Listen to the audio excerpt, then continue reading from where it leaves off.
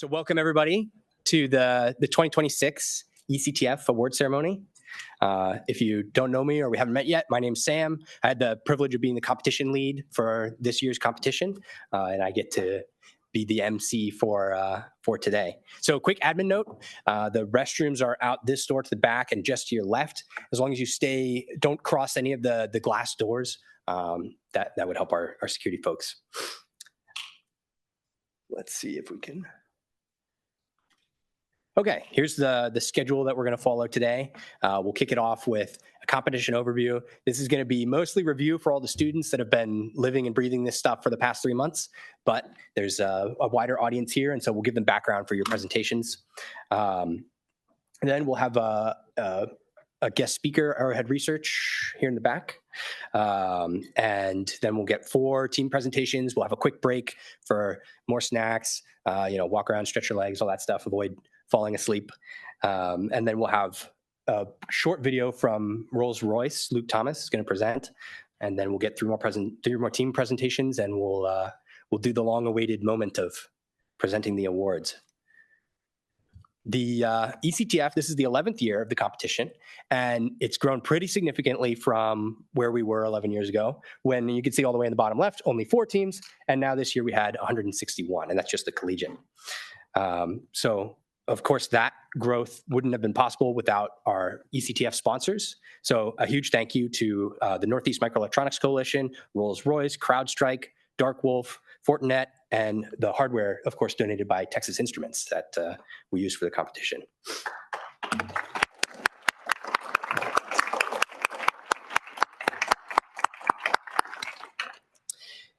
As I mentioned, we've grown a lot.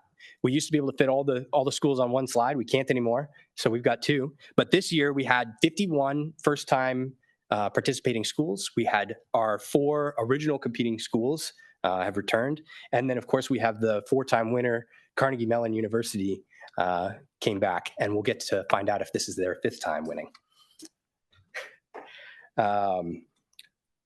So for the last 3 months, all the students, the teams here, have been elbow deep in a bunch of different facets of embedded security.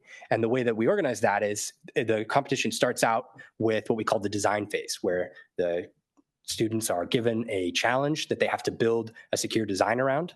And then we go into what's called handoff, where they submit it to us, the organizers, to test it for functional correctness. And then it goes into a pool of packages for the attack phase, where all the different teams can attack the packages that are made by, or the designs that are made by all the other teams. And they can score points by violating some of those security, the security requirements. So this year, the scenario was to create a secure file storage and transfer solution that stored sensitive IC design data. So although all the teams were working for a fictional company, the embedded security problems that they faced were very real and very realistic. The teams were required to implement a hardware security module that maintained the confidentiality, integrity, and only allowed authenticated users to operate on the secure IC design data. This theme is very relevant to today's microelectronics landscape, and we were also able to apply a lot of embedded security concepts to it as well. ICs are ubiquitous. They're in everything from children's toys to credit cards to airplanes to this remote. Everything uses them, and it's a big problem for both government and private industry, is securing both the confidentiality and the integrity of the IC design data. So this year, as a hardware platform, we used the Texas Instruments MSP M0 L228 chip. It had onboard flash, onboard RAM, some of the standard peripherals to interface with the real world, as well as a plethora of hardware security features.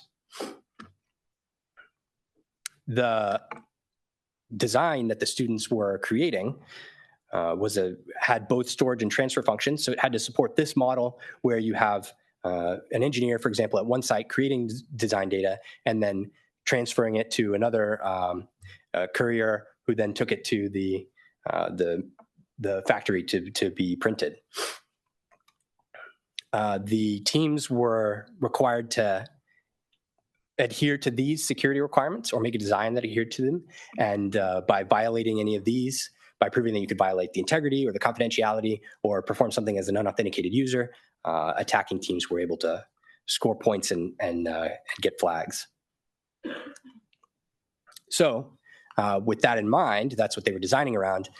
We had to take that kind of abstract concept and put it into a concrete challenge for the students to interact with.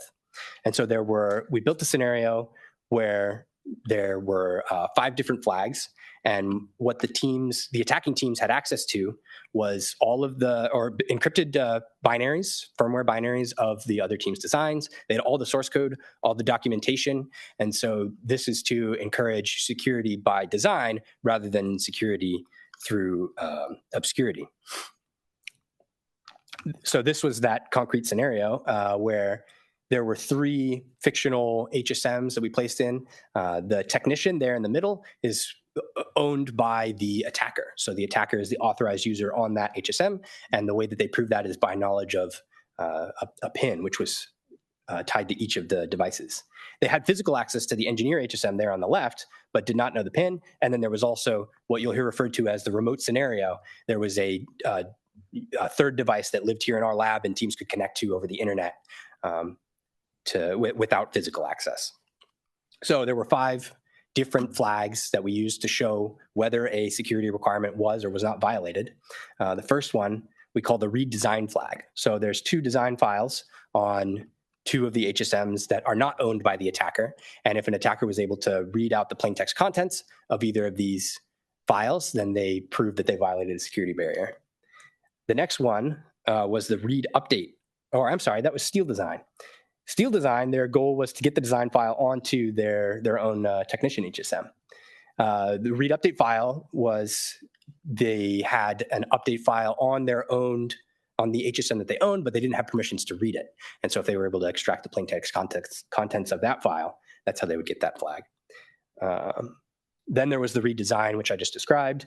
And then these 2 applied to the remote scenario, the photolithography machine, where if they could install a modified update file, that would be a flag. And it didn't have to be an arbitrary file, just change the one that already existed in the scenario in some way.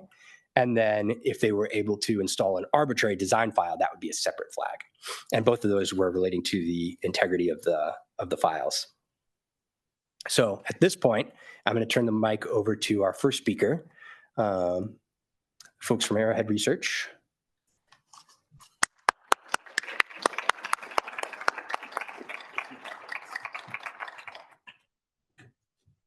Hi, everyone. My name is Dane Sebring. I'm the executive director and co-founder of Arrowhead Research, a nonprofit that's focused on bringing opportunities like eCTF to our military population.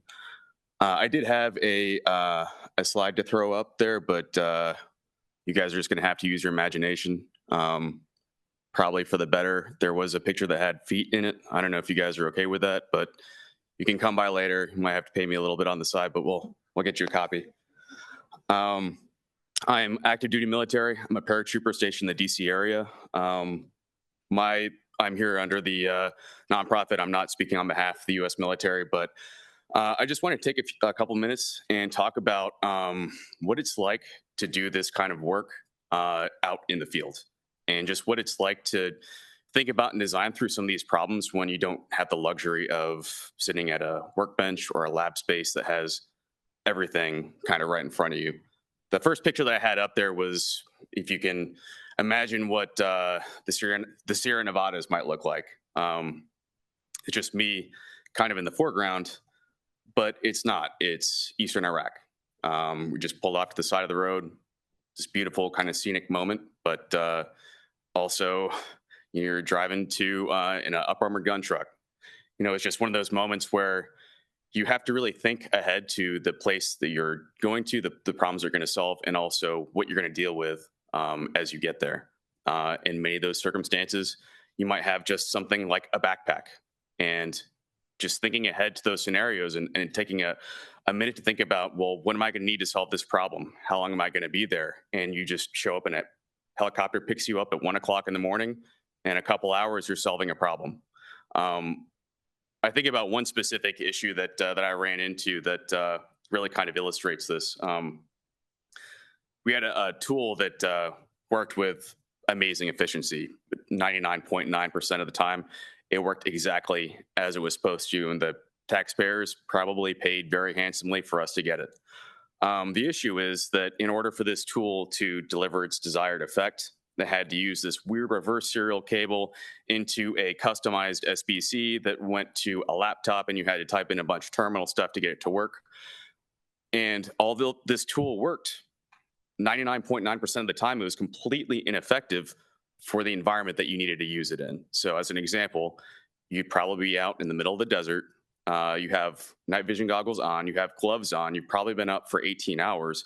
And now you have to set up this weird kind of convoluted setup in order to deliver this effect to get the information that you needed off of the target area. So just kind of as you guys go through your design process, just think of like me, the customer, like, is this practical for us to use the thing that you're building despite having it work as intended, but are all of the design considerations kind of in place for this thing to be practical for somebody to actually use? I think about, all these deployment type scenarios where they put you into these positions and you have no real choice but to figure things out on your own. There's no safety blanket. There's no safety net. There's no opportunity for you to just brute force your way through it. So kind of as you go through these scenarios too, and it's awesome to see all of you guys out here with, honestly, like a lot of t-shirts I remember from last year. So it's really cool to see the same people again in this room. But as you kind of move forward into your, wherever you land professionally after this competition is over, just kind of think about, what it would be like to solve these problems when you're in the middle of nowhere and you have nobody to turn to. And it's just you and the stuff that's in your backpack. And then also just how would you pack that backpack? What would you put in there if you had no choice but to solve these problems with the bare minimum? What's the bare minimum to you? For me, I was soldering circuit boards together with a butane soldering iron that I found and depopped a couple components off of e-trash. It's all these kinds of things that you're just kind of forced to solve because nobody's out there to help you. There's literally no lab space. There's nothing. So that's just really kind of what I wanted to leave you guys with. I'm sorry I didn't have some photos to go through, but really it's just there to illustrate that, you're not always going to have the lab space. It's being able to understand what that customer experience is going to look like and understanding how to talk to that customer and derive what those requirements are going to be before they find themselves in the middle of the desert with nothing really to lean on. I also want to take a quick minute to say thanks for everybody that competed and also to everybody at MITRE that put this competition together. This is our second time in the Pro League, and it's an amazing experience. We haven't found anything else like this out there at all. So to MITRE, thanks for building an amazing model for competition. And then to all the schools up here, it was such a treat to kind of go through all of the firmware sets that we could find and see how everyone's brains are wired. We sit in the back. Please come find anyone with one of these shirts on. We'd love to talk to everybody here that came to compete. Thank you.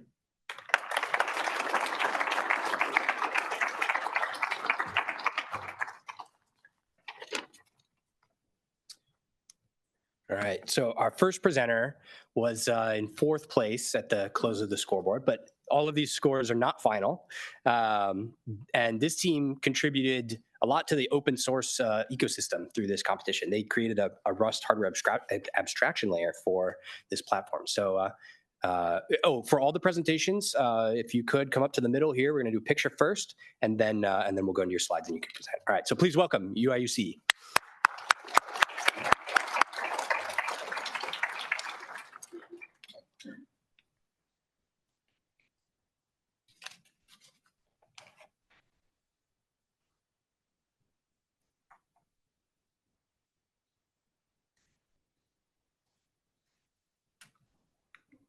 All right, Mike is here.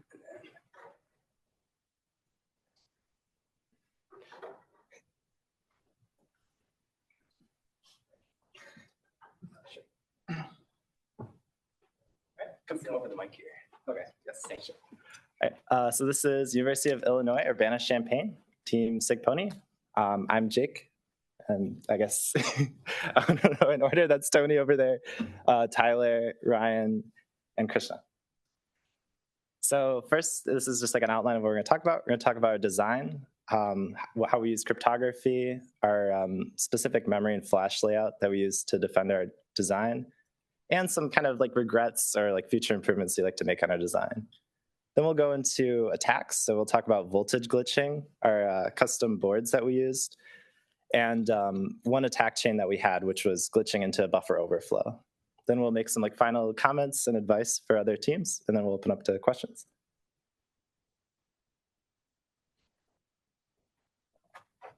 So I'm gonna give a quick overview of our design. So we used Rust with Embassy Hall, and I think it's also worth mentioning that in the process of development, we also contributed something to the Embassy Hall, that is the TRNG driver.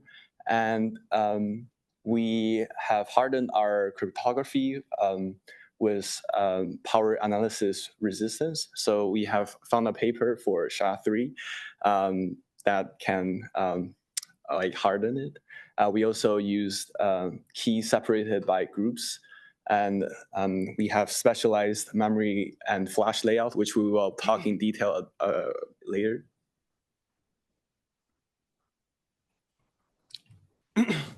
So for our cryptographic design, as a quick summary, we separated into kind of 3 keys. So the first key that we kind of used was a file encryption key called the content key. This was given to basically any device that had read or write access to like files of that group. And that was encrypted with a PIN. So the idea being you needed the PIN to actually decrypt the key, meaning you can't just glitch through like checking a key or so on. And then once that was set, we had a transfer key, which is when you want to transfer to a different HSM.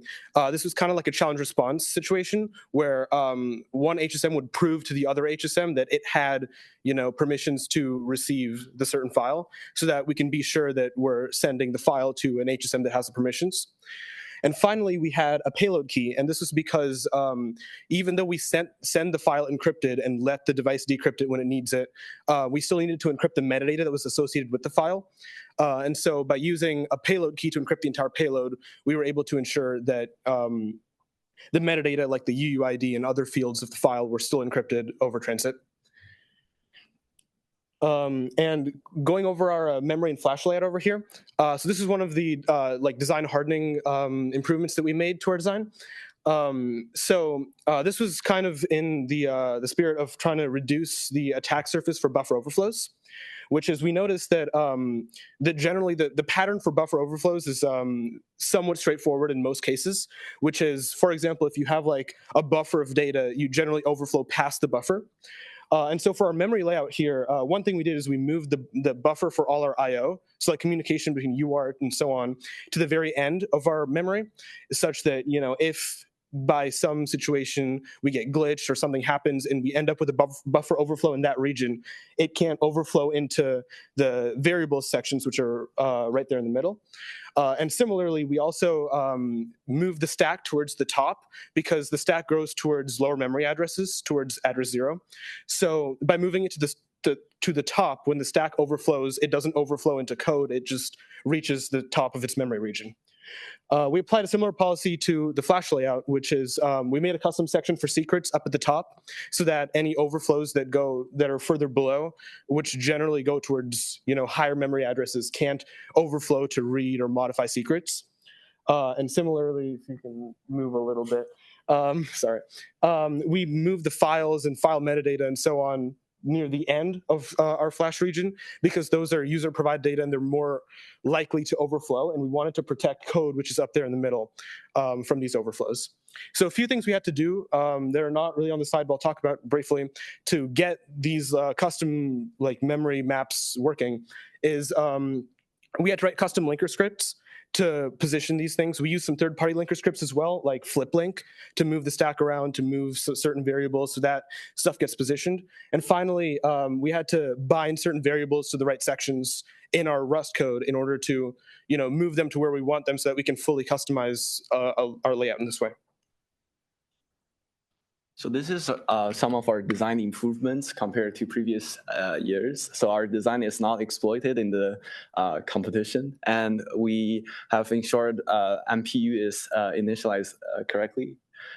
We have also repeated. We would like to. Yeah. Okay. So we repeat nonce generation for multiple times so that even if some of the nonce generation is skipped due to voltage glitching, we can still ensure that the nonce is actually not reused. We have verified encryption. That means after we finished our encryption, we just try to decrypt it and then see if it's actually encrypted correctly. That way we can see if our encryption is actually voltage glitched or not. Sure. So I'll talk about some of our attacks. So one kind of high-level thing is it seems like this year was really the first year with widespread hardware attacks by several teams rather than just one. The leaderboard gap, as you can tell, is a little different this time, which is sort of evidence of widespread hardware attacks this year.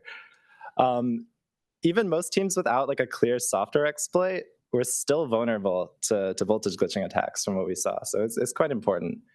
This is sort of a summarized version. We went into depth last year a little bit talking about these, but some of the effects that you can have by producing a transient voltage fluctuation. You can skip the effect of an instruction executing. You can flip bits in maybe register or memory. And there are other kinds of glitches as well. One thing we noticed a lot is loads just get zeroed out. That was probably the easiest thing to do. And sometimes there are multiple different instructions that could plausibly be glitched to give an effect. So here, this is how some check pin was assembled. So as you can see, what's going on here, if you're not super familiar with the ARM calling convention, that line right before the red box, move R0, R7, that is moving the first argument in, which is a pointer to the pin, into the first argument register. So if we were to, for instance, skip that branch and link and just move right onto the compare, it would see R7, which is a pointer, would be non-zero. So then it would pass. It would not branch EQ to the fail case. It would just go through. As well, if you were to corrupt the flag from compare so that it would think that it was not zero, even if BL did return zero.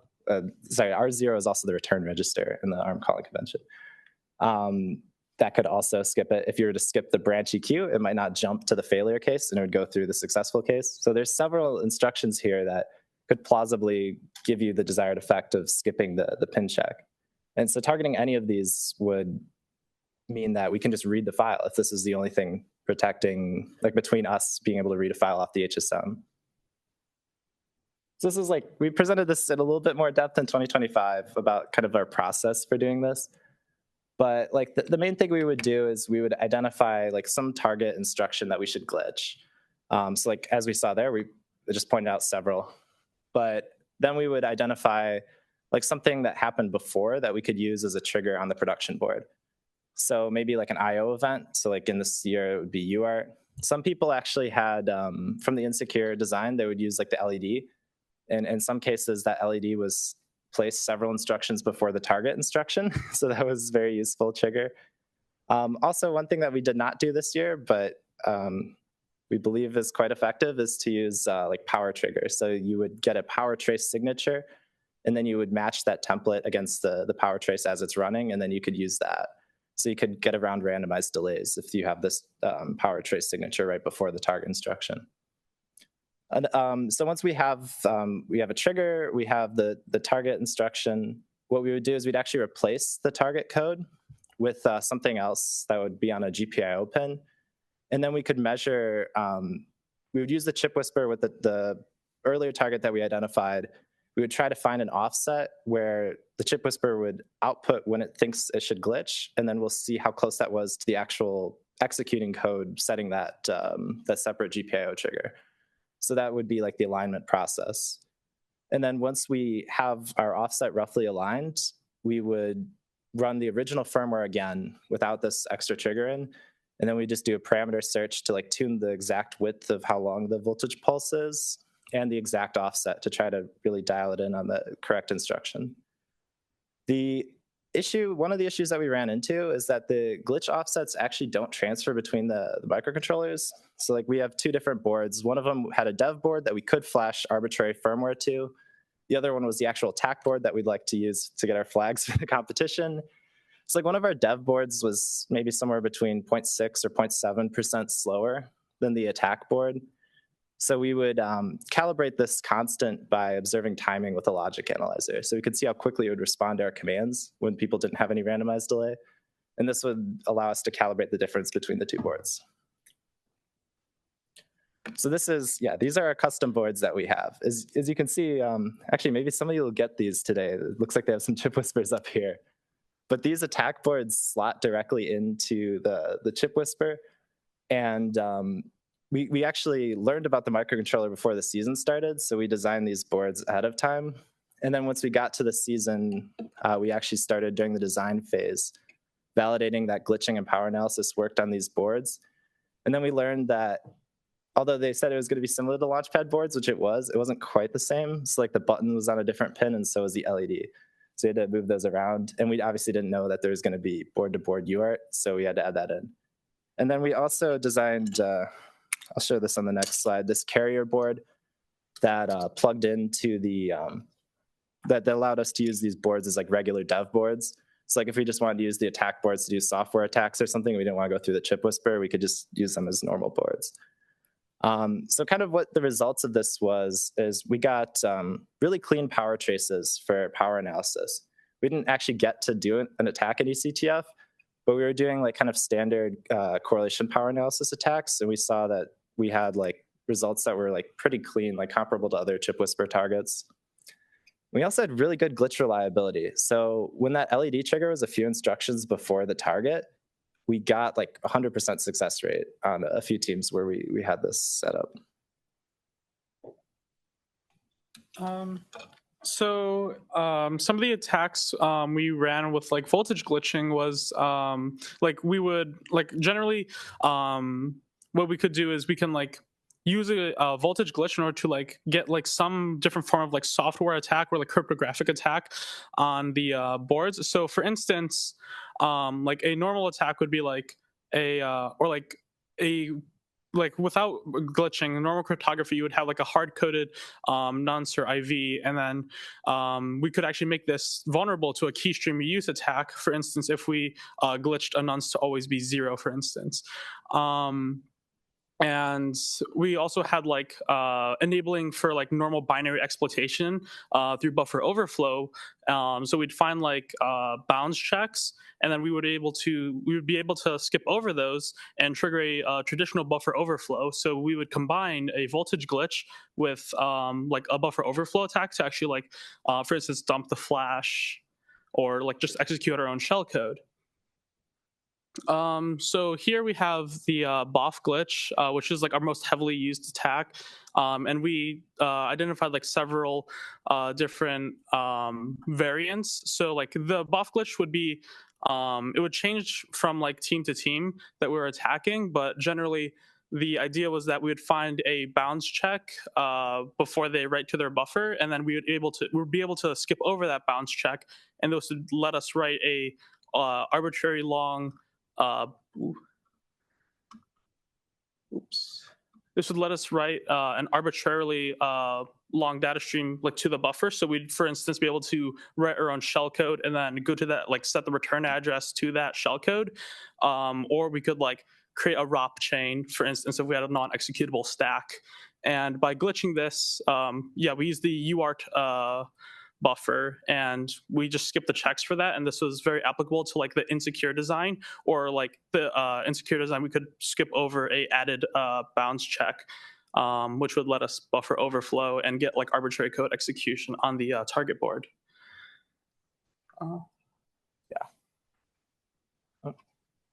So here are some final comments and advice for other competitors. Really focus on defense in depth, especially now with so many teams executing hardware attacks. Fault injection allows what you would think to be secure software to be weakened, but often like performing multiple glitches within like one like boot cycle is not very feasible.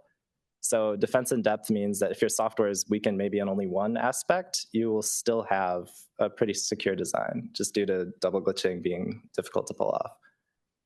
Probably one of the weakest points for fault injection, at least this year, was around the UART. So like input and output buffers. Input and output make great triggers. Like even if you don't have an LED, the input and output is pretty good timing for when other important things are happening in your design. So it's good triggers. And it's also really good points to try to get data out. So for instance, there's an exploit to get more data out, like when you're printing from a string. If you were to overflow the amount of data coming out of your design, that would print maybe more secrets that are later, like after the strings in Flash. And then also data coming in, overflowing that UART buffer, like Tyler was talking about, would possibly give code execution. So really hardening anywhere where data is coming in or out of your design is probably the most important, at least this year. Also now with hardware attacks being required to place on the podium, as you can see, the top 4 teams after the leaderboard closed all had like pretty extensive hardware attacks. It would make sense to start in the off season, right? Like these boards that we designed, we started them over like winter break. With most of the things in eCTF, there's not too much you can do ahead of time in the attacks. Like you can't know what buffer overflows the insecure design will have in it. But hardware attacks are a little bit different. A lot of the prep work that you need, like to design these boards or to just learn how voltage glitching works and what effects you can expect, you can get a lot of experience with this even outside of eCTF at all. But you can prepare specifically for eCTF and glitching on these microcontrollers. All right, and now we'll open it up to questions.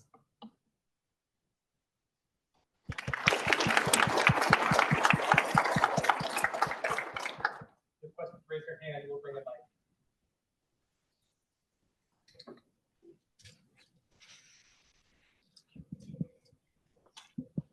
So for the past couple of years, I think you guys have used like a synchronous HAL where everything is just running like standard Rust code. And I know this year you said you used Embassy, which is, I understand, is async. Did you feel like that added complexity to your design at all? Or do you think it made it easier? So Embassy does support async Rust, but we actually did not use any of that. We didn't use their asynchronous executor. That's the nice thing about Embassy is that you can use it somewhat modularly. Like we didn't use a lot of their extra stuff. We mainly just used it for the HAL, which has a bunch of synchronous methods.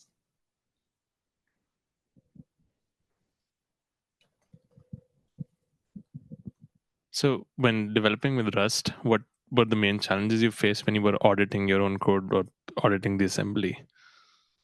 So I think maybe compared to previous years, it was a bit easier to audit because we had encrypted like all of our secrets with a PIN or whatever. So even if you skip that check, it doesn't matter. We were actually able to see the assembly for when we did the repeated PIN check that it worked, but I think even bypassing that, it didn't matter. I think a lot of it was kind of the defense in depth approach where we, like for instance, like our UART buffers being moved around, there weren't that many glitches that could really do much to us. So yeah, I guess we didn't spend like a lot of time auditing our assembly, if that answers your question. But yeah, we were able to see in a couple places. I guess the one thing that would make it difficult to audit is we had a lot of inline stuff, so our functions were just massive. So I guess that also kind of helps in hardening a bit though as well, because there's less things like skipping branches, and there's some like, I remember some attacks you presented last year about glitching like the function epilogue. But, yeah. And did you have MPU initialization or we did have MPU initialization, but we did it once. So like right on boot and without any like randomized delay. So there's like a risk there when we pulled this attack twice of just skipping the MPU and then use a different vulnerability to just cause a buffer overflow. So yeah, that's the risk, right? It's not very good defense in depth if it's only initialized once, because then you might be able to glitch that. Cool. Thanks.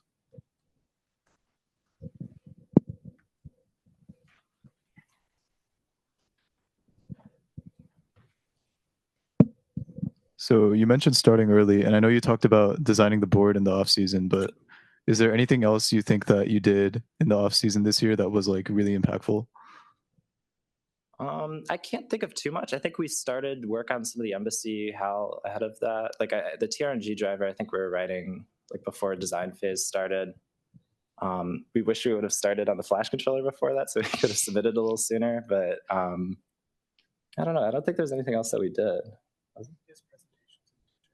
Oh, right. Yeah. Sorry. One other thing that we did as like a club was we had a bunch of meetings teaching like embedded security topics. So we ran that throughout the fall semester.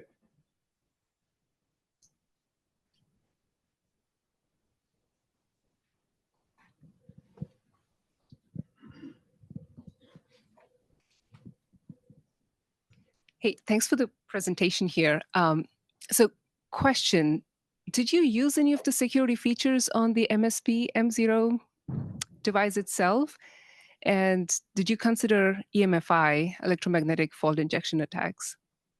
I guess a lot of the mitigations are quite similar from voltage fault injection to EMFI. The main security feature that we used, I guess, was a standard ARM feature, was the MPU. Beyond that, I don't think we use any other like specific hardware security features, right, in our design? I don't believe so. But yeah, the main thing that we use, I guess, would be the MPU.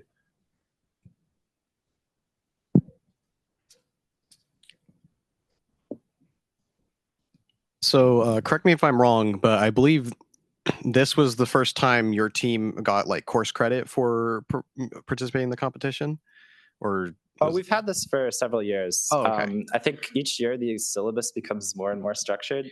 Okay, So like because one like thing. this is the first time I've seen the syllabus online. I was just wondering Oh, how okay. the structure of that has affected your court, how that affected your team.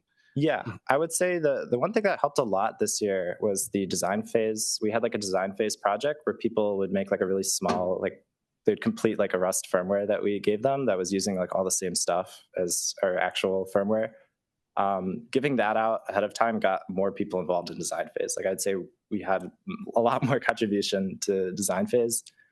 We meant to do something similar during attack phase, but we got too busy to actually properly develop like a project for this. But yeah, I would say it actually really helped get more people involved because they could do something simple first and then kind of extend that knowledge when they actually need to make our design. Thanks.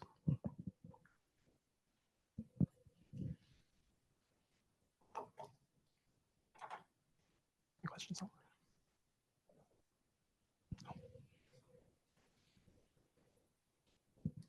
What about the debug security or the factory access? Did you happen to lock them as well? So yeah, I guess as far as like disabling debugger and stuff, I think this is like a little bit out of our hands. Like this is something the secure bootloader has to deal with, and attacking this is against the rules. So we didn't spend any time like looking at that as like an attack vector, but yeah. One team actually did that in their design. Someone like loaded it on right. boards. We couldn't debug it, so that was a bit annoying. But yeah. Was there anything that you felt you had to prioritize over something else that was really important that you struggled with? I think, yeah, I mean, there's always like a trade-off in design phase about like how much you're going to harden your design. We think we struck about the right balance. We didn't get attacked, but we probably could have submitted a bit sooner if we like cared a little bit less about hardening. I mean, it did lose us some defense points, right? So it's like a trade-off for seeing like how quickly you can submit your design because time is points. But if your design gets compromised early, then you're losing a lot of points that way. So it was a difficult trade-off. I think we got about the right balance. The other thing is during attack phase, that's like way more difficult because you're looking at like, I don't know, like 40 or 50 teams, I think that made it to attack phase this year. So trying to figure out like which attacks you want to run is pretty difficult, especially towards the end when teams stop submitting their flags to the leaderboard. It was like you're kind of flying blind trying to figure out like what should we work on next. Thank you.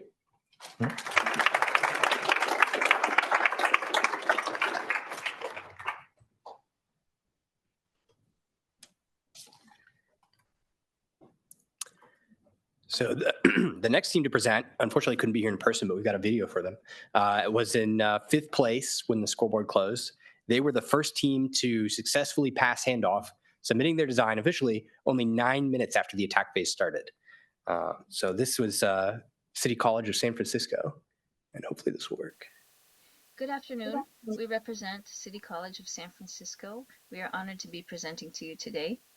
The 5 members of our team are Anne, myself, John, Liviu, and Ron. And we have 2 advisors this year, Sam Bound and Liz Biddlecombe. They both teach cybersecurity at CCSF. I will briefly cover some of our design highlights. Our 2 main concerns were eavesdropping and replay protections, as well as voltage glitching. Regarding the first, one of the things we did was have ephemeral session keys that are derived from random nonces that are exchanged on every single communication. Because the nonces are random, it means an attacker cannot control both values at the same time. And those nonces are used with a secret seed to produce a session key. Moreover, for file transfers, we use a Diffie-Hellman exchange and verification of permissions and public keys that are signed by a root key at build time. Here you can see depicted with the puzzle pieces, each device has a public component that's signed and a private component. So they send each other the public signed component, and then they combine what they receive with their own private component to derive a shared key that is then used together with the random nonces to produce a session key.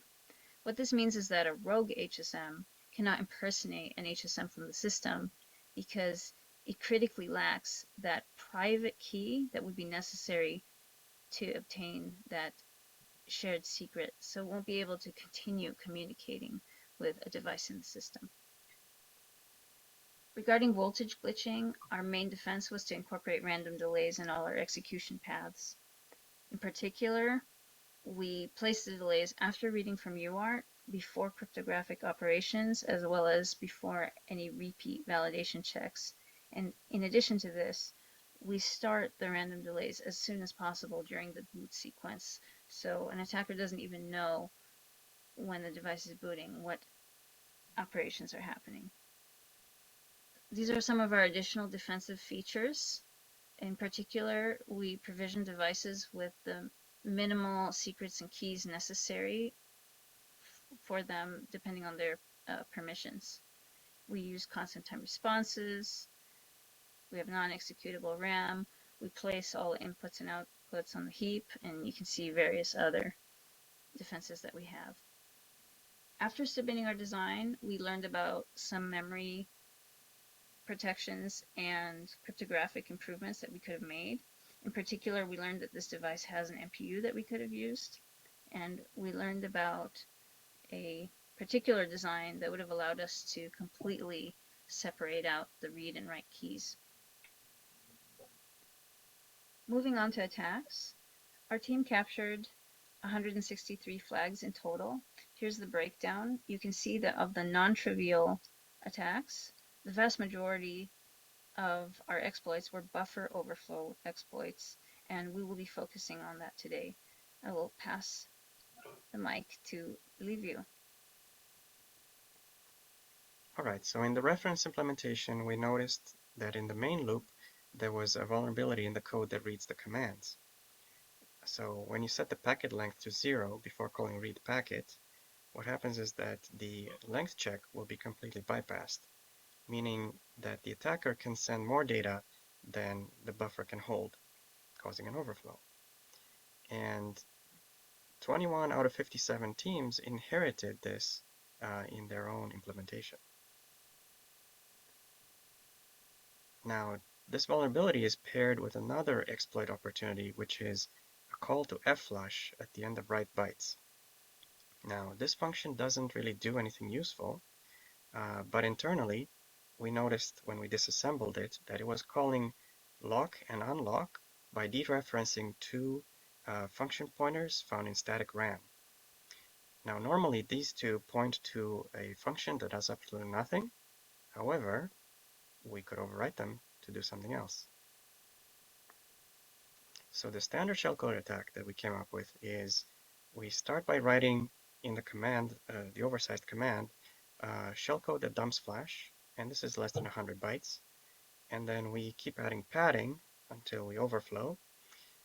And then when we get to this static memory region called UART_inst, which holds some pointers to UART registers, we have to be careful to overwrite with the values that it's supposed to have. Otherwise, the device will stop accepting input over UART0.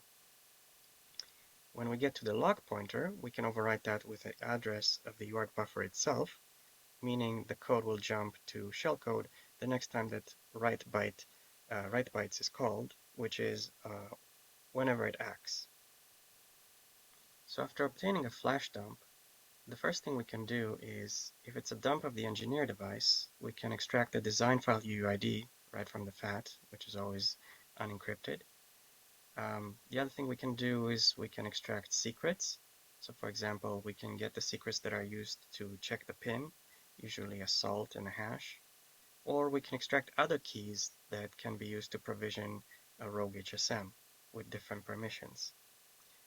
A different thing that we could do is to just take the binary and patch out the security checks. For example, we can make the code that checks the pin or the code that checks the permissions return immediately instead of executing normally. And once we have a modified binary, we can simply flash that onto the development board, and it will act as if it was an actual attack board. It will be compatible with other devices. Now, there are several mitigations that you can implement in order to make it harder to exploit a buffer overflow. So for starters, you can enable the MPU and make the memory non-executable. You can also create no-write zones that prevent the overflow from propagating. You can enable the stack canary to protect stack memory overflows. And you can also shuffle your functions so that attackers don't know where your code is. You can even insert random knobs to make the code harder to predict. And you can allocate the buffers for I/O on the heap, which isolates it from both the static RAM and the stack. And finally, you could choose to use a different programming language like Rust. However, these mitigations can also be bypassed. So we encountered a design that used 4 of these 6 mitigations, and after struggling for a bit, we were still able to defeat it. The technique we ended up employing is something we dubbed living off the land, because instead of relying on shellcode, it relies on executing the existing code, but in a way that gives us the flash dump. So the read header function can be coerced into writing to an arbitrary memory location. All we have to do is to control the value of the R1 register. And it turns out that we do have a way to do that by just writing a value to the stack canary in the static memory. And at the beginning of fflush, that value ends up in R1. And finally, if we jump into the middle of write bytes, rather than executing it directly, we can actually get it to dump the flash. All we need to control is the value of the buffer local variable, which is stored on the stack. And since we can use read header to modify that value, we can put it all together into an attack. And so when we do the overflow, the values that we're interested in overriding are the canary, the stack canary, the lock and unlock pointers. And if we could, we would also override something in the stack, but we cannot because there's a no-write zone enforced by the MPU. And so when we overwrite the canary, we make it point to a location in the stack, which will become important later. We make the lock pointer point to the beginning address of read header, the read header function. And we change the unlock pointer to point to the for loop in the middle of write packet.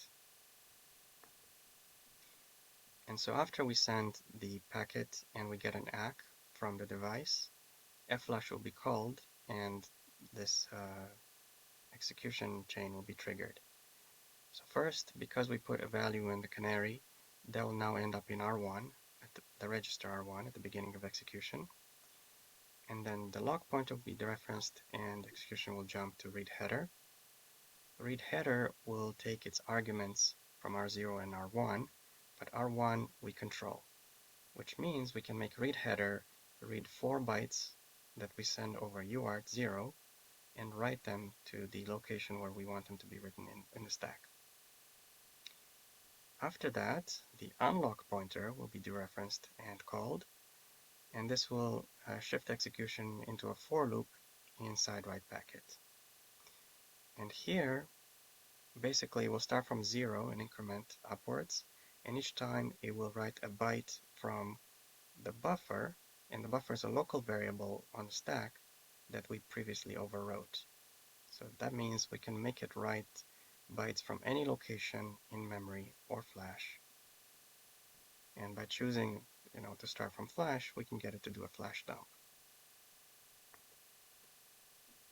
Now you may be wondering, how did we figure out where read header and write packet are, given that this team used function order shuffling? So what we did was a lot of probing. So we simply overwrote the lock pointer with every possible jump address from the code segment, and we observed whether the device sends anything over UART 0.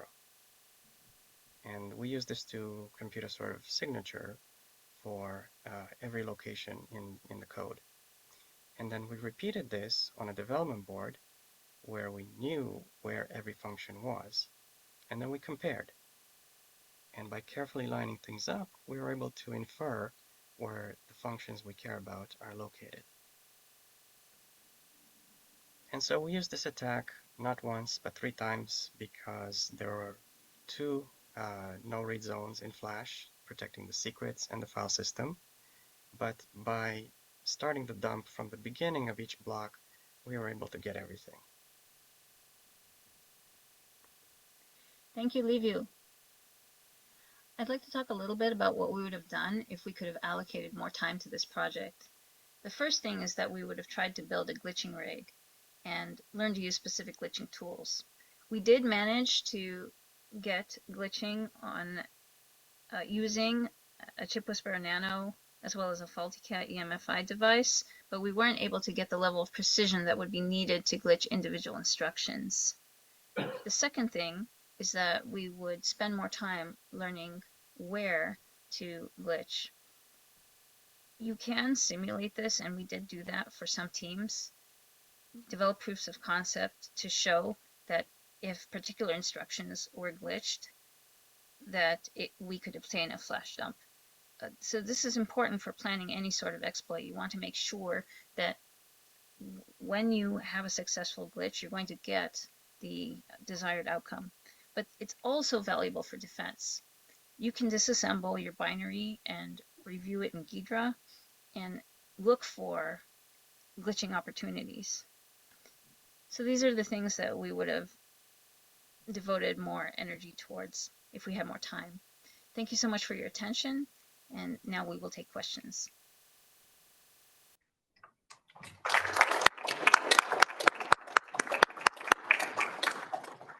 So I believe we have at least 2 representatives from CCSF online. Can you hear us? Yes. Okay, we can hear you. Perfect. Any questions in the room?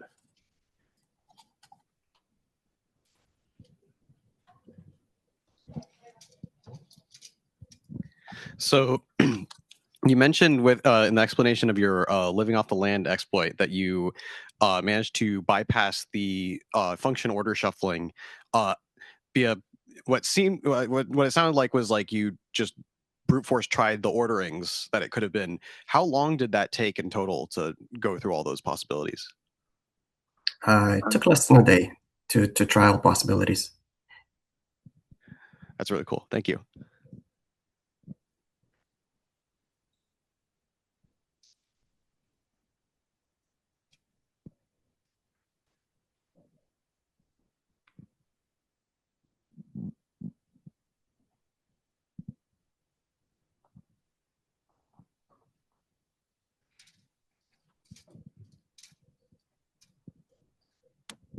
So you mentioned like having simulation and proofs of concept for glitching. What kind of like tools were you using there? Or I guess how did you prove it out?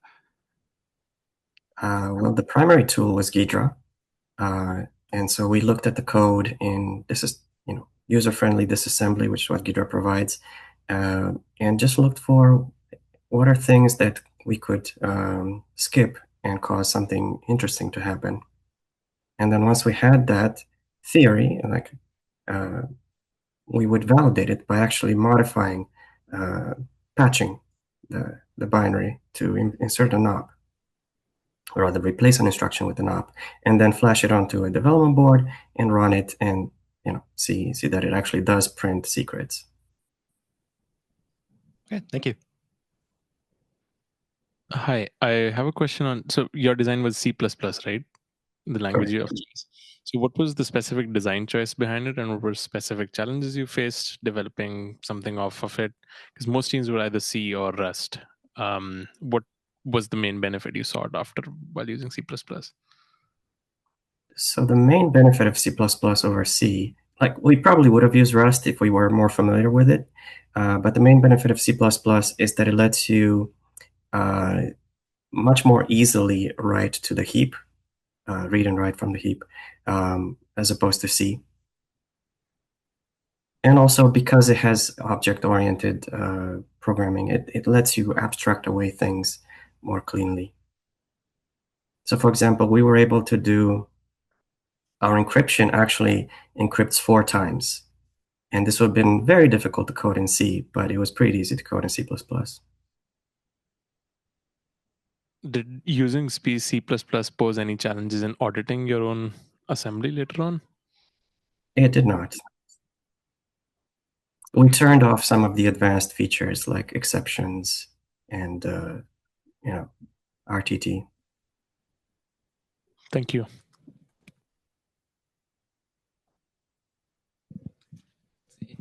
Hello. Hello.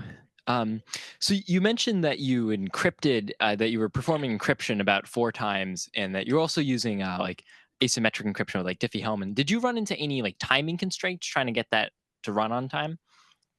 So the encryption is actually fully symmetric. The Diffie-Hellman exchange is only done in order to generate the symmetric key used ephemerally. And that was pretty slow, but we did find a pure assembly implementation of X25519 that runs in, I think it was 300 or 400 milliseconds. But the actual encryption, we used Chachapoly and AES, and both of those are like order much less than 10 milliseconds. And did you make use of the hardware accelerator at all for AES? We did, yes, for the AES, but not for the Chachapoly. Although it didn't really make a big difference.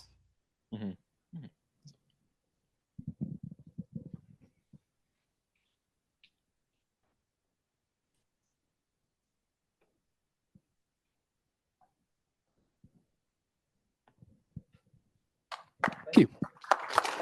Thank you, guys. Thank you. All right, so the next team to present, this is their second year in the eCTF. They ended this year at the close of the scoreboard in 6th place. Last year, their first time, they were podium finisher. So please welcome the University of Michigan.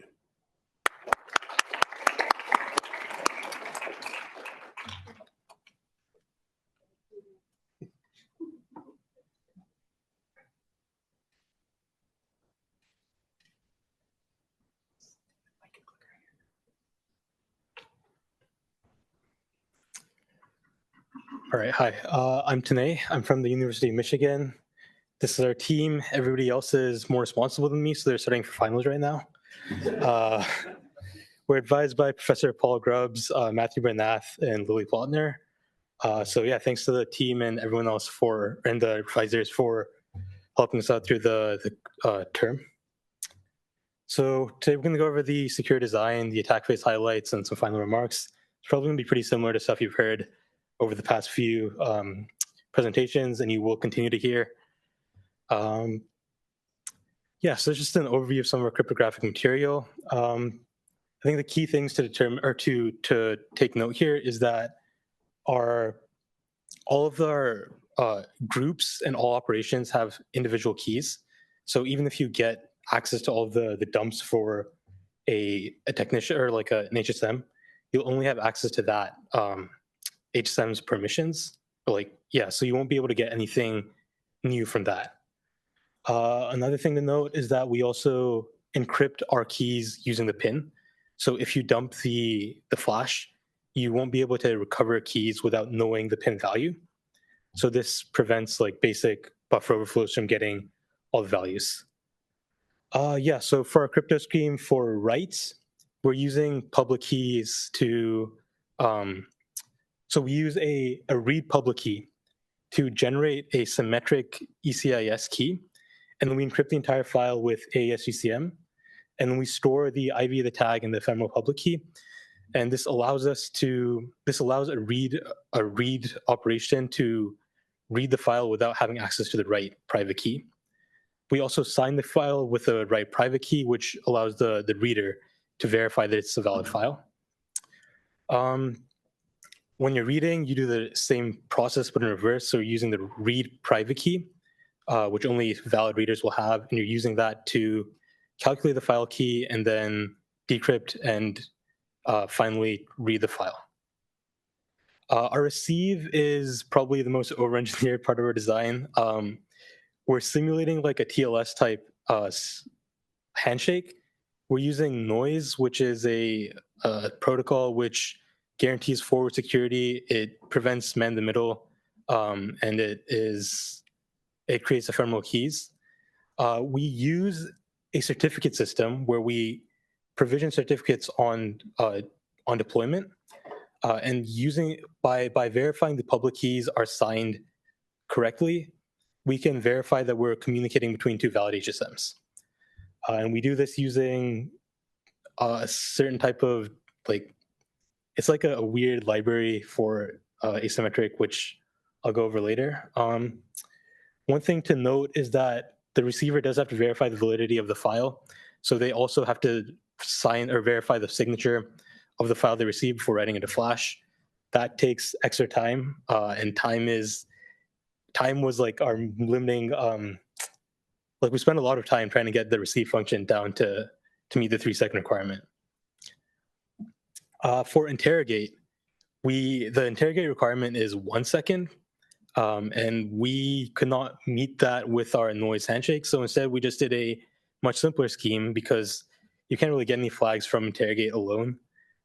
In this scheme, you're essentially using pre-shared keys, and it just it does a challenge response using the certificates to verify permissions, and then sends the metadata and checks the self-verifies permissions for writing them to the interface. So our defensive primitives, we used hardware accelerated AES-GCM. This allowed us to get 8 kilobyte encryption decryption in 50 milliseconds, which was really useful because, as I said before, we were running into timing errors. We used the hardware TRNG to generate nonces. We had the reboot resistant pin guess delay that was stored in Flash. So if you guessed a pin wrong, you'd have to wait 5 seconds before guessing again, so you can't brute force online. We had a custom assembly curve 25519 implementation, and we used double out curves for asymmetric cryptography. These both the assembly X25119 and the double out curves were created by a cryptographer from, I think, Canada, who just hand wrote all the assembly. So I think for our receive function, when we first tried it with just Wolf SSL, it was running in like 11 seconds, which is way over timing. And then once we swapped in the custom hand wrote assembly functions, we got it down to like 3 seconds, which was pretty insane. For our binary hardware defenses, we had build time ASLR, we had balance checking on everything which required inputs, we had boot time randomized stack canaries, we had MPU protections, and we had some build time fault injection hardening. So the fault injection hardening system is essentially a series of checks where to precisely skip an instruction, you would have to just skip a single instruction, and that would be difficult. You'd have to you would have to skip past multiple instructions in a row to get a conditional to fail. And we also added in random delays at build, and we had this idempotent thing where you can just stack these if loops on top of each other and get added on security for vulnerable conditionals. All right, some areas for improvement. So our fault injection hardening was actually not ideal. The fall through else branch doesn't have any hardening if you don't have an explicit else condition. So in theory, you could have just glitched past anything where it's just if and not else. But I guess nobody found that, so good luck for us. Yeah, overall improvements, I think the main stuff was for how quickly we submitted. We submitted a week after the handoff, which cost us a lot of defensive points, and also we couldn't start attacking as quickly as we wanted to. I think we had the same issue last year, and we really didn't fix it, but we need to just better organization. So benchmarking crypto functions from the start so that we have a good understanding where we can design our crypto scheme based on what meets timing requirements. And I'll just try to like reiterate constantly based on implementing a scheme which doesn't meet timing requirements, and then going back and changing the scheme, implementing it again, and seeing it doesn't meet timing requirements again. Another thing would be to work on firmware defenses in parallel with crypto design. So I think a lot of the stuff, so for example, fault injection hardening could have been done at the same time as we were designing our crypto and writing our initial firmware, but we kind of sequentialized it. So we first designed our crypto fully, then we designed our firmware, which implemented all the functions, and finally we designed our MPU and like hardware defenses. So that's also another reason we ended up taking longer to submit. All right, some of the attack phase highlights. I'll go over the UART buffer overflow to start.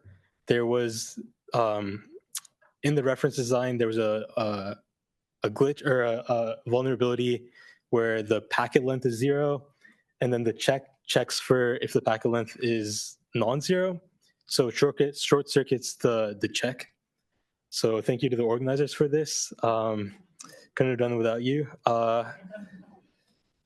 Once we see this glitch, we can write shellcode to dump secrets, and then we do what we call apotheosis, where we create a God HSM which has all the secrets, and we just get to do whatever we want. So I think, yeah, with this attack, we were able to get all design and technician secrets leaked. So this guarantees us redesign, backdoor design, and steal design. And depending on how the team implements their security, it could also give us compromise machine and read update. Some potential countermeasures is one to fix the bounce check. So we just set initial packet length to max UART size or something, or just have cleaner code, because this like check system it's kind of like not very well written out. It's hard to see where the packet length is coming from and where it's causing it to fail. So if you just have better or more clean code, it's easier to catch these types of vulnerabilities. And some statistics. So this had nearly a third of our flags, variations of the buffer overflow. We also had other like variants where we could overwrite HSM permissions and SRAM. There's the lock thing that CCSF discussed earlier. We could write shellcode into a file and then read that and use that to get RC. We could write shellcode into the flash using the flash controller. We could override the stack canary and the SRAM. So yeah, we were able to use this one vulnerability to get a ton of flags. All right, this is a specific attack, which I thought was pretty interesting. I'm more of a crypto guy, so this is a very crypto-focused attack. Essentially, this is a known plaintext, an IV reuse attack with AES-GCM. So this team used the same key, and they also had a static PRNG. So this PRNG was seeded with secrets that were created on deployment, and they were the same across every single. There was the same across every single HSM and every single time you run it. There's no entropy based on like the TRNG or something. And all encryption uses the same key. So our attack is that on the engineer, we have we have the design file ciphertext. We also have the design file plaintext we can get by observing a receive with the remote scenario. we can create our own known plaintext on the technician, and we use the known we use the fact that we have the same key stream to recover the design file's plaintext from the ciphertext. So because we know the key stream is the same for both the known ciphertext and the design file ciphertext, we can XOR those together to extract the key stream out of it and end up with just a design file plaintext XORed with the known plaintext. And once we XOR that again, we recover the design plaintext. So with this, we were able to gain the read update flag and the redesign flag, which is essentially a complete breakdown of confidentiality. Any file that's meant to be secret can be recovered using this attack. Potential countermeasure would be to seed the IV with true random data, so with a TRNG or some other sort of like random source, and also to use per group per file keys. We only could do this because every single group used the same symmetric key, so that means that the IV reuse actually has an effect. Okay, our last attack highlight is the fault injection on pin read loops. So this is one of our more interesting fault injection attacks. The background of this is that Rust's runtime bounds checks, the team essentially assumed that Rust's runtime bounds checks would be enough to provide defenses against fault injection. But what we did is we glitched past a loop in the pin read. So when you're reading in the pin from the command, it essentially glitched past the loop and started giving you an arbitrary pin read length. And once you have that, you can create a buffer overflow and then dump the pin related secrets. And once you have the pin related secrets, you can offline brute force the engineer pin. And that takes like negligible time. So from this attack, we gain backdoor design, steal design, and redesign, essentially all the flags which required the engineer pin. And then some potential countermeasures would be to add fault injection hardening, specifically on the all the bounds checks, or like all the loops which are assumed to be safe in Rust. Another thing you could do is use C and audit the assembly, because it's easier to audit assembly in C than Rust, at least in my opinion. Yeah. Closing remarks. So a lot of the some of the attacks that we got were by misconfigured hardware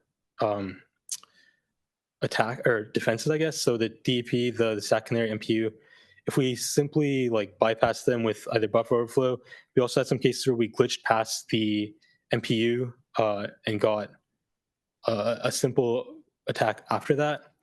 We also had another thing about, or we also had the same observation as other teams, that hardware attacks are incredibly powerful, but we also realized that they're incredibly difficult. We did not start our hardware design early like UIUC did, so we only got glitching to work like halfway through the attack phase. So by the end, when everybody else was hoarding flags, we were just trying to play catch up to get the like all the glitching flags. Another thing we noticed that asymmetric cryptography was very powerful, because with asymmetric crypto, you can generate ephemeral keys, and also per group, per file permission secrets were very powerful, because if you don't have access, or even if you dump a single group or single file key, it doesn't give you anything for other keys. And yeah, it was a great competition. We learned a lot. Okay, after writing design so many times for the flags, it does not sound like a real word. I think it's because of the silent G. Yeah. We also had this like graphic up at the end of all of our meetings. We did not get any of these flags. Maybe next time. Also, they said to leave this, to remove this box, but I did not because of free will. Questions?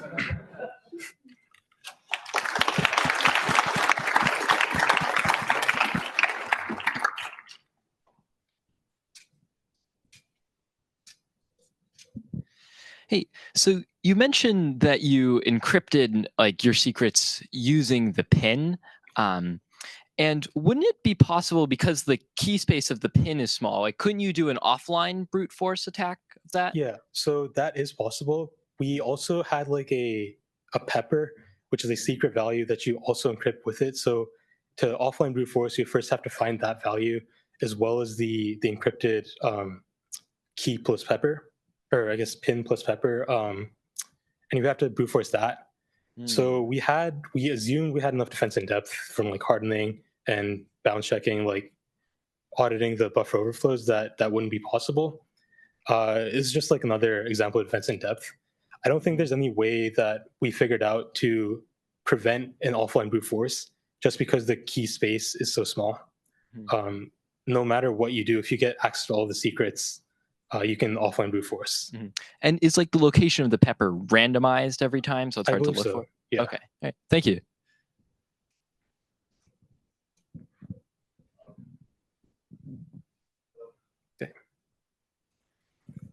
Okay. It's working now. I guess I kind of have like two in one. They're both like the same topic. I guess since you mentioned like you were kind of the crypto expert on your team, I was wondering like, one, did you end up doing any hardware-based crypto attacks? And also, I was wondering if you like specifically design your crypto library usage to be FI protected. Yeah, so we didn't get any crypto attacks, like, so because we got fault injection pretty late in the game, so we were just like using a lot more buffer overflows and stuff, which we know worked consistently. We didn't really have any specific fault injection defenses in our libraries. We didn't audit or we didn't modify our libraries much. What we did do is we had our hardening, and we assumed that would be enough defense in depth to capture any, or like not capture, to prevent any flag captures.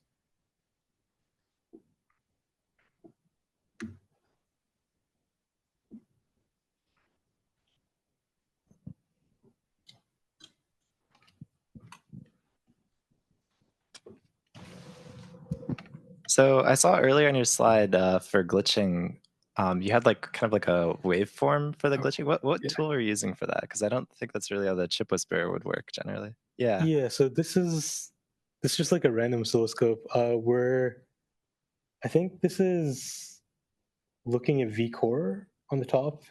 What tool are you using to inject the fault? Chip whisperer Husky. And it. Oh, okay. Yeah.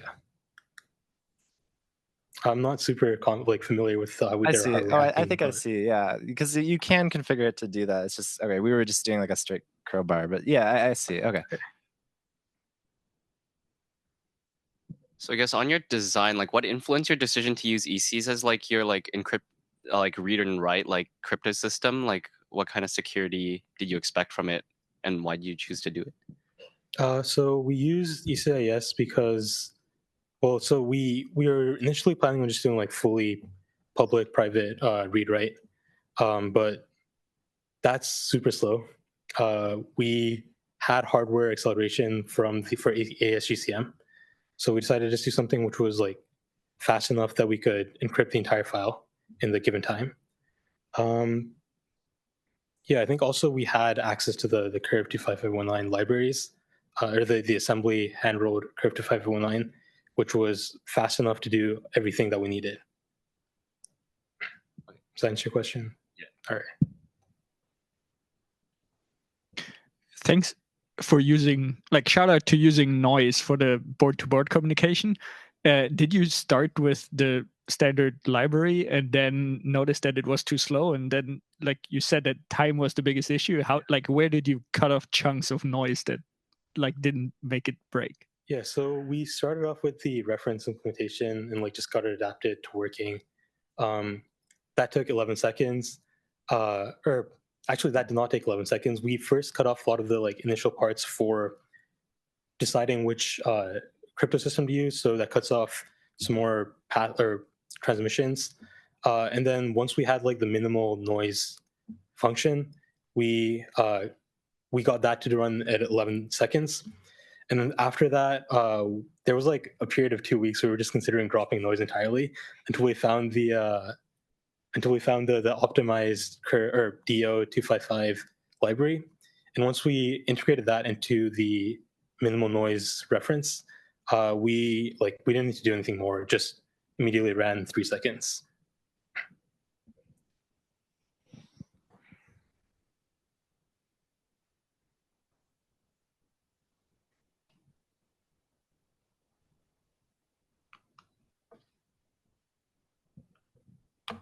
All right, thank you.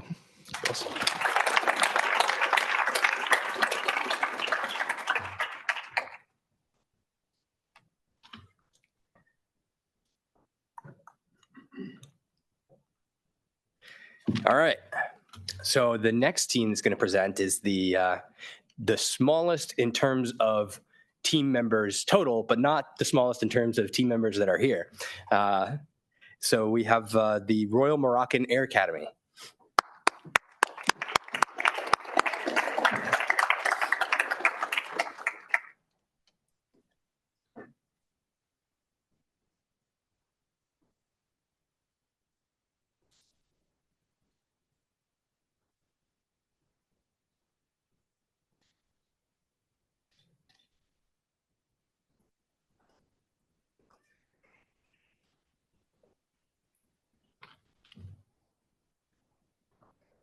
Hello everyone, my name is Sami Nourani and I'm representing Team Pawn Eagles, also known as Team ERA.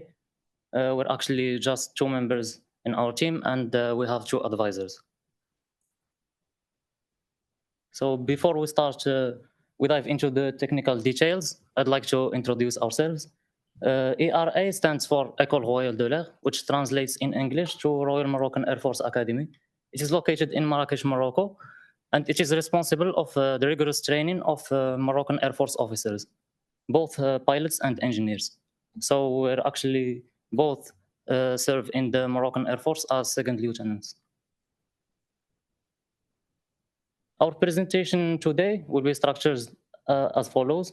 I will start by presenting our secure design, all the security features like memory protections and hardware mitigations.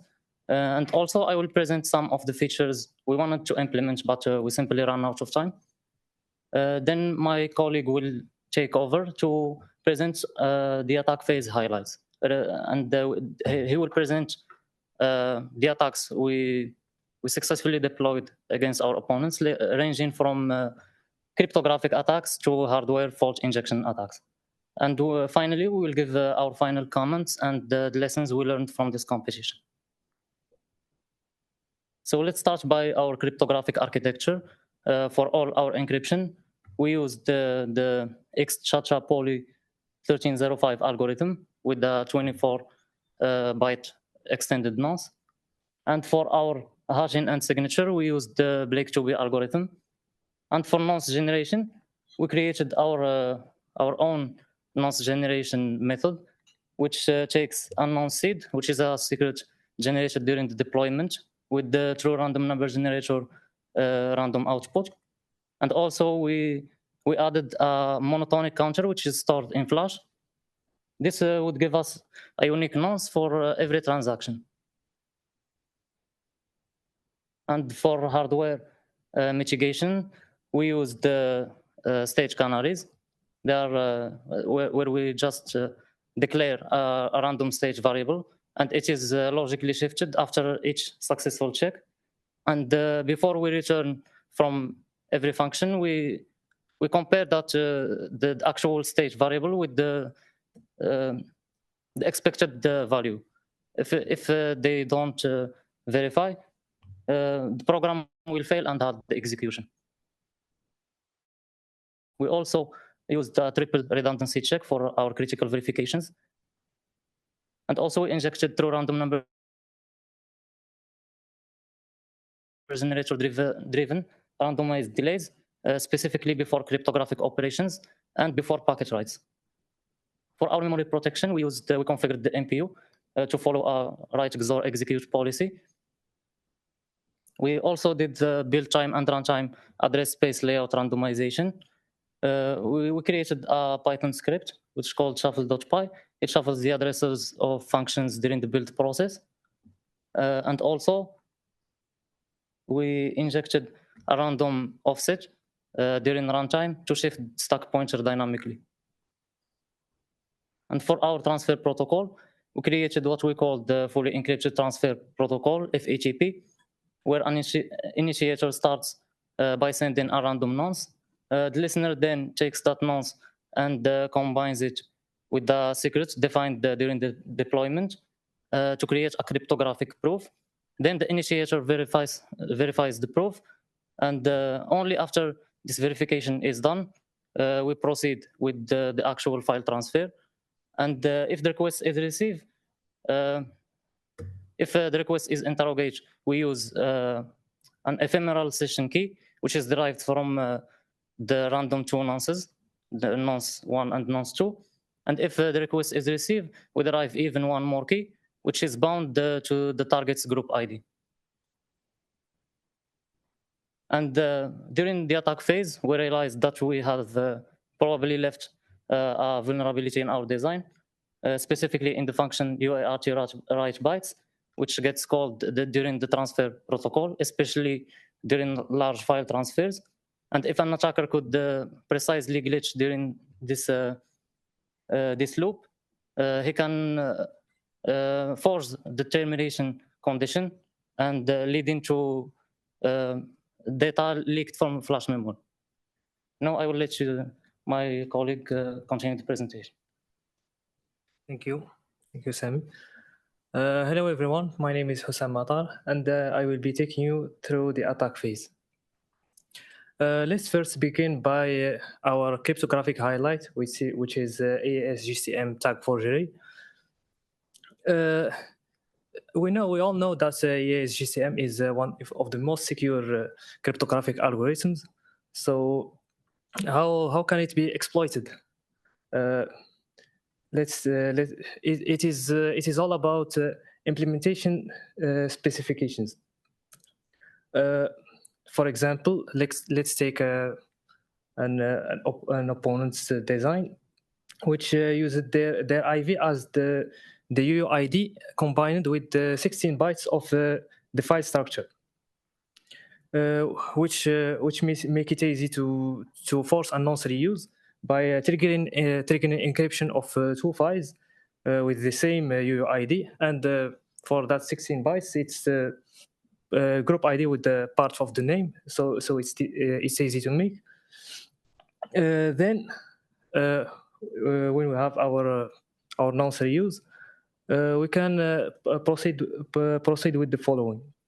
First, we have the tag polynomial equation, which is the equation of tag based on the secret H, which is authentication subkey. The problem is that we don't know the encryption of the IV. So if we have nonce reuse, the same IV with the same key, we can eliminate this AES part of IV, and we will have a polynomial equation of the subkey H. Then we can find our subkey with using some Galois field algebra, and that was the underlying algebra of what we call the forbidden attack. And for its impact, it is really powerful, compromising all the security by letting an attacker modify encrypted data and by byte flipping. It can calculate the tag. So in the context of competition, changing the group ID would make you take all the flags. And for countermeasures, simply you should generate the IV using the TRNG. And for more protections, maybe a persistent counter like we did. Just in case there's a partially, in case the TRNG is partially compromised. Also, for our second cryptographic highlight, our second attack highlight, voltage glitching attack. For our case, we didn't have immediate access to professional voltage fault injection circuits, so we tried to design our own by reverse engineer its functionality using simple components like an MOSFET channel, MOSFET driver, and TNC 4.1. Also, we reversed some of its functionalities, like the burst mode, which consists of sending multiple glitch pulses in a target window to fight against the timing jitter. Also, to make this possible, we remove the decoupling capacitors C1 and C2, which are soldered on the VCC line. Also, we try to reduce VCO capacity C3 to 6 nanofarads, since it is important for the Porter function. And here is our custom circuit.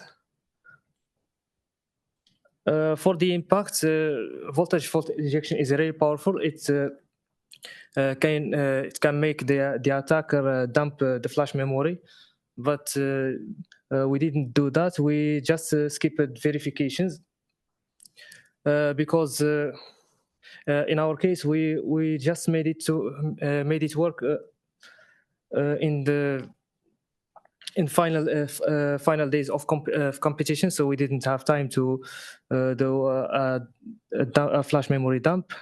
And for countermeasures, simply you can do some redundancy checks, multiple checks, because it is difficult to skip more than one check.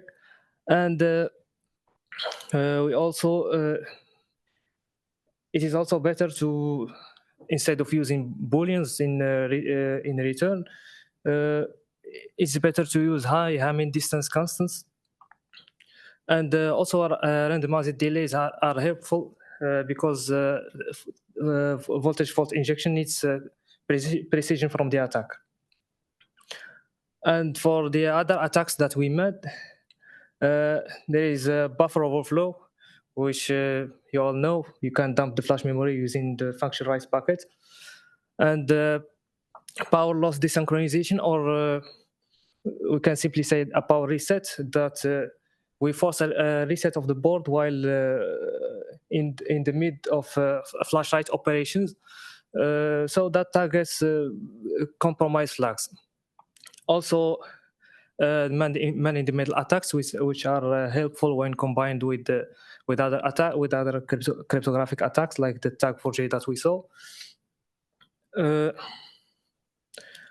For the lessons that we learned, hardware attacks are extremely important because they can bypass software's design. Also, a DIY hardware for fault injections is possible. We proved that, even if it's too late.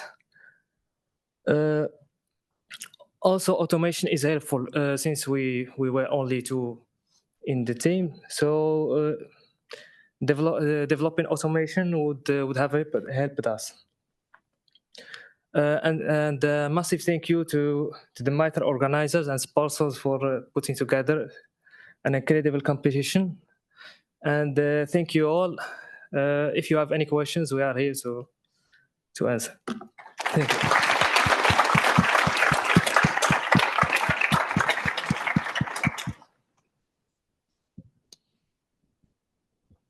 Hi, great presentation, and the fault injection setup is also very impressive. So kudos on that. Can you talk about the power desynchronization attack, the timing attack that you mentioned on the last or second last slide, right after buffer overflows?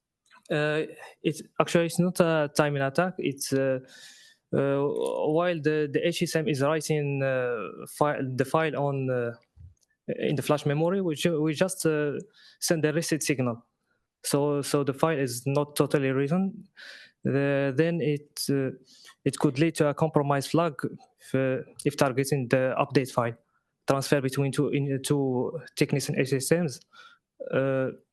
So yeah, compromise an update file. Did you do this over the remote scenario? No. Okay.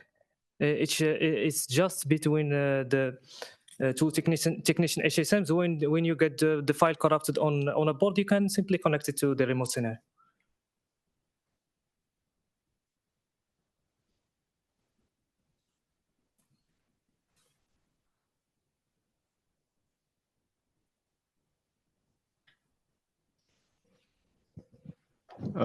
Okay, so I'm really interested in that teensy fault injection setup that you talked about. So what I'm curious about is, are there any tricks you had to do with the teensy to like lower the latency? Like I know there are some similar setups that use a Raspberry Pi, and they use like the program IO feature on the Raspberry Pi to like reduce like the signal's latency and stuff. So was there anything like that you had to do?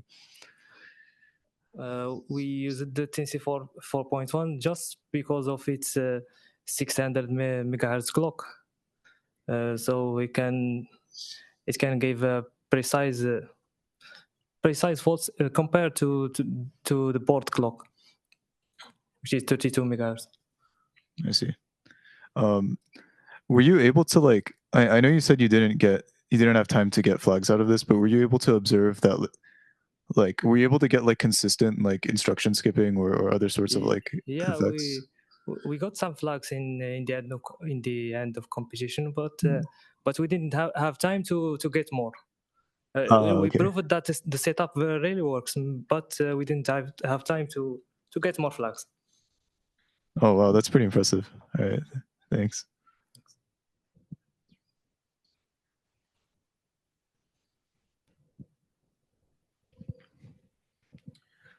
Kudos again on the voltage faulting.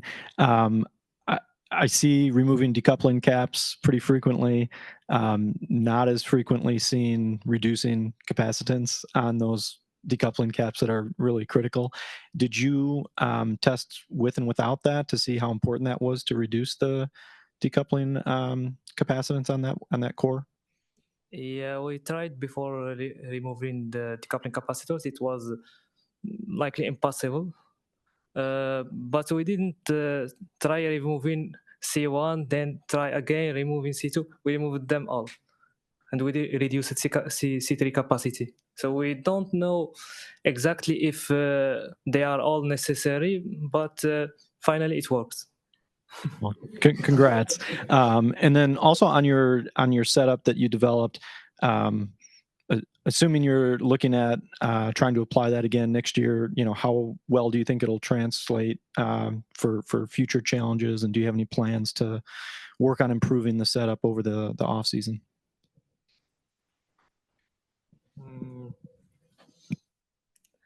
We are not competing the next years, but maybe we'll be advisors. So we will see. I think we should develop this. Well, at least we'll get more time to get it to work finally and precise.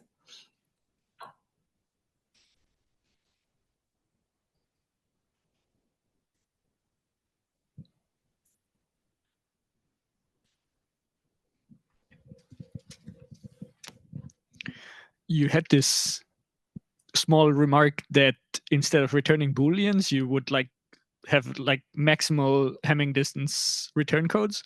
Is there some library that conveniently does this for you instead of I just want a bool, but it just expanded into a higher or more resilient return value? We don't need a particular library. Just instead of using true false, you should use integers, some two values that requires many bit flippings to pass from true to false, from success to failure. You only used it for true booleans, not an enum with 10 and you place them equidistantly. No, only for function returns. Okay, thanks.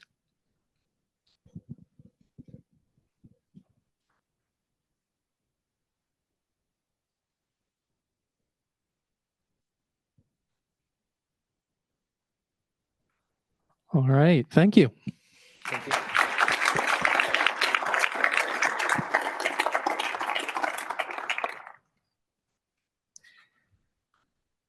Big thank you to all of the teams that have presented so far. Coming up next, we've got a break. So feel free to use the restrooms again out here to the left, engage all of our wonderful sponsors, have some refreshments in the back, and we'll get started back up at 3:15.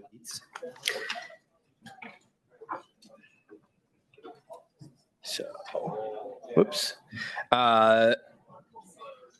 After this, we've got 3 more team presentations to get into, and then we'll get into the awards. But before that, we've got a short video that was shared by one of the competition sponsors from Rolls-Royce. This is Luke Thomas. Hi, my name is Luke Thomas. I'm the Chief Product Security Engineer for Rolls-Royce. And on behalf of myself and the entire Rolls-Royce team, I'd just like to say congratulations on completing the 2026 MITRE Embedded Capture the Flag competition. We've been excited to sponsor the eCTF for the last several years because we know that there aren't nearly enough people in the world focused on securing embedded systems and cyber-physical systems. So I'm really glad that you've decided to join the team. Security, as you probably are well aware, is a team sport. It's not something that individuals do by themselves, but we all partner together to do. And that means there's a space for everybody.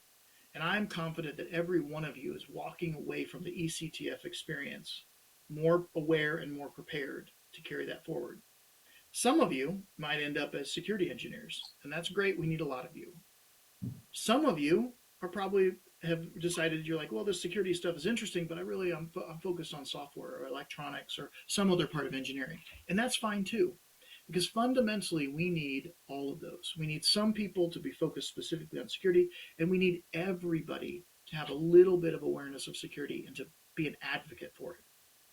And more than that, for all of you, we need you to go out and be advocates for security in the world. To your friends and your family, to your coworkers, to everybody around you. You can help be the person that demystifies, that explains security to other people so they can participate in it as well. Because we've heard over and over that the weakest link of security is people, and that's absolutely true. But the people who are best able to help others do that is you. People who know both sides, the security side and then where other people are coming from. So regardless where you end up, I'm really glad that you participate in eCTF and that you're going to carry this experience forward. Because fundamentally, society needs you. We need you. I want the security, the technology around me and around my kids and around my family to be trustworthy. And that means that I need you guys to go help me with that. I'll do my part on our systems. You go do yours on those others.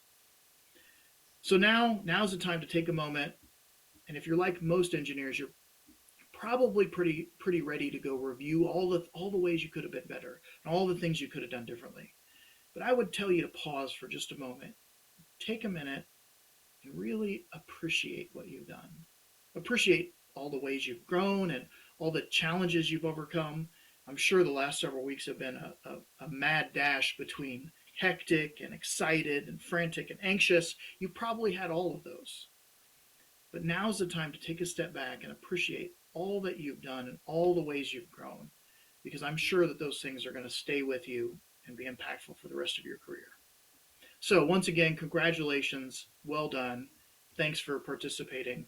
And I look forward to seeing how you are going to help deliver a more trustworthy future for all of us.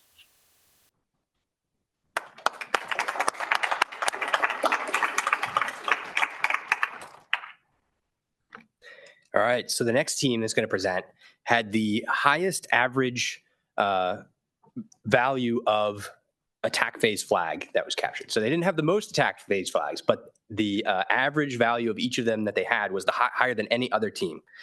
So please welcome up University of California, Santa Cruz.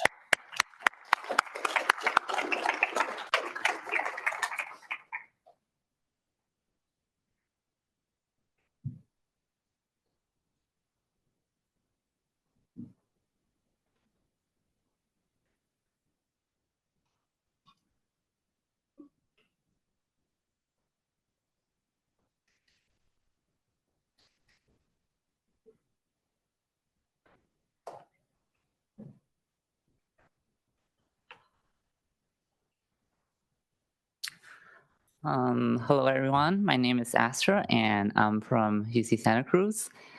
This is my third year doing the eCTF, but this year I wanted to try out some more ambitious hardware attacks, which is why I started my own team. So today we're going to go over our design and also our attacks. And I would like to help everyone learn how exactly we did these attacks and also how to mitigate them next year. Oops, how do I? Where is this? Okay. So for our design, we start out with two main principles. The first principle is defense in depth, which is where we try to protect as many of our flags cryptographically as possible, and that way, even if our design gets attacked via fault injection, the attacker still wouldn't be able to get all of our flags. The second principle is to minimize the attack surface, which is just by minimizing the number of code that's just sitting in flash unencrypted. Now, these two designs can kind of like go against each other because doing all those crypto needs a lot of code. So the design that I decided to go with is a two-stage boot architecture. So the first stage is it's unencrypted inside the flash, and the second stage is stored encrypted until the stage one does the decryption by creating a key out of the pin.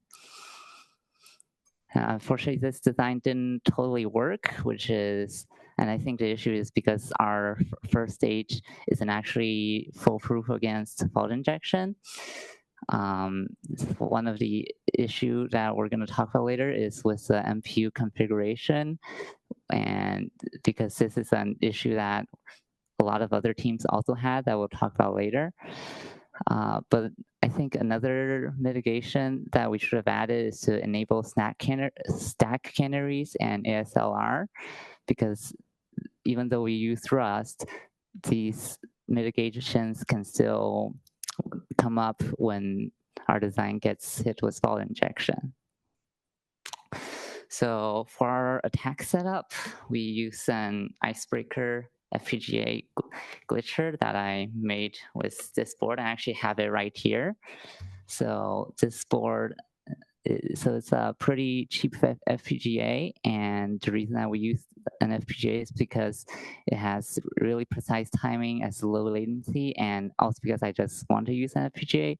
This board is only like under $50, but fault injection actually can be done with a lot of MCU-based glitchers as well that are similarly cheap. And the other reason that I use this FPGA in particular is that of the FPGA-based setups, this one is like one of the cheapest ones. So yeah. A final thing to note is that this glitcher or this FPGA has it has 3 pins that are able to just pull rails to the ground with a pretty high current, and it's designed for LEDs, but we're just abusing it for crowbar glitching. So to implement this design, this is the system diagram. We had like a multiplexer connecting to the host PC, and that gets connected to one module to handle each of these pins. The most important one is the V-core pin, which is the core voltage, and when it detects a trigger, either based off the LED or because a lot of teams disabled LED, also UART, when it hits this trigger, it's able to pull V-core low for a couple of nanoseconds, and that's more like tens of nanoseconds, but that's enough to do the glitching. The design that I made on the glitcher is the sampling at 32 megahertz, but it's actually possible to do much faster with some clever tricks, but we didn't actually end up needing to do this. To prepare the board for glitching, I originally decided to just remove the capacitor, but that ended up being unstable. So after that, I tried to adding back a smaller capacitor, but I never got to a point where the voltage rail is both stable and it's also not too hard to do glitching. So I changed to a different approach where I inserted a resistor between the V-core rail and the capacitor, and that allowed us to both do glitching reliably and to also keep the voltage stable. We also did this to VDD, but a lot of teams enable the brown or set the brownout detector to have a higher sensitivity.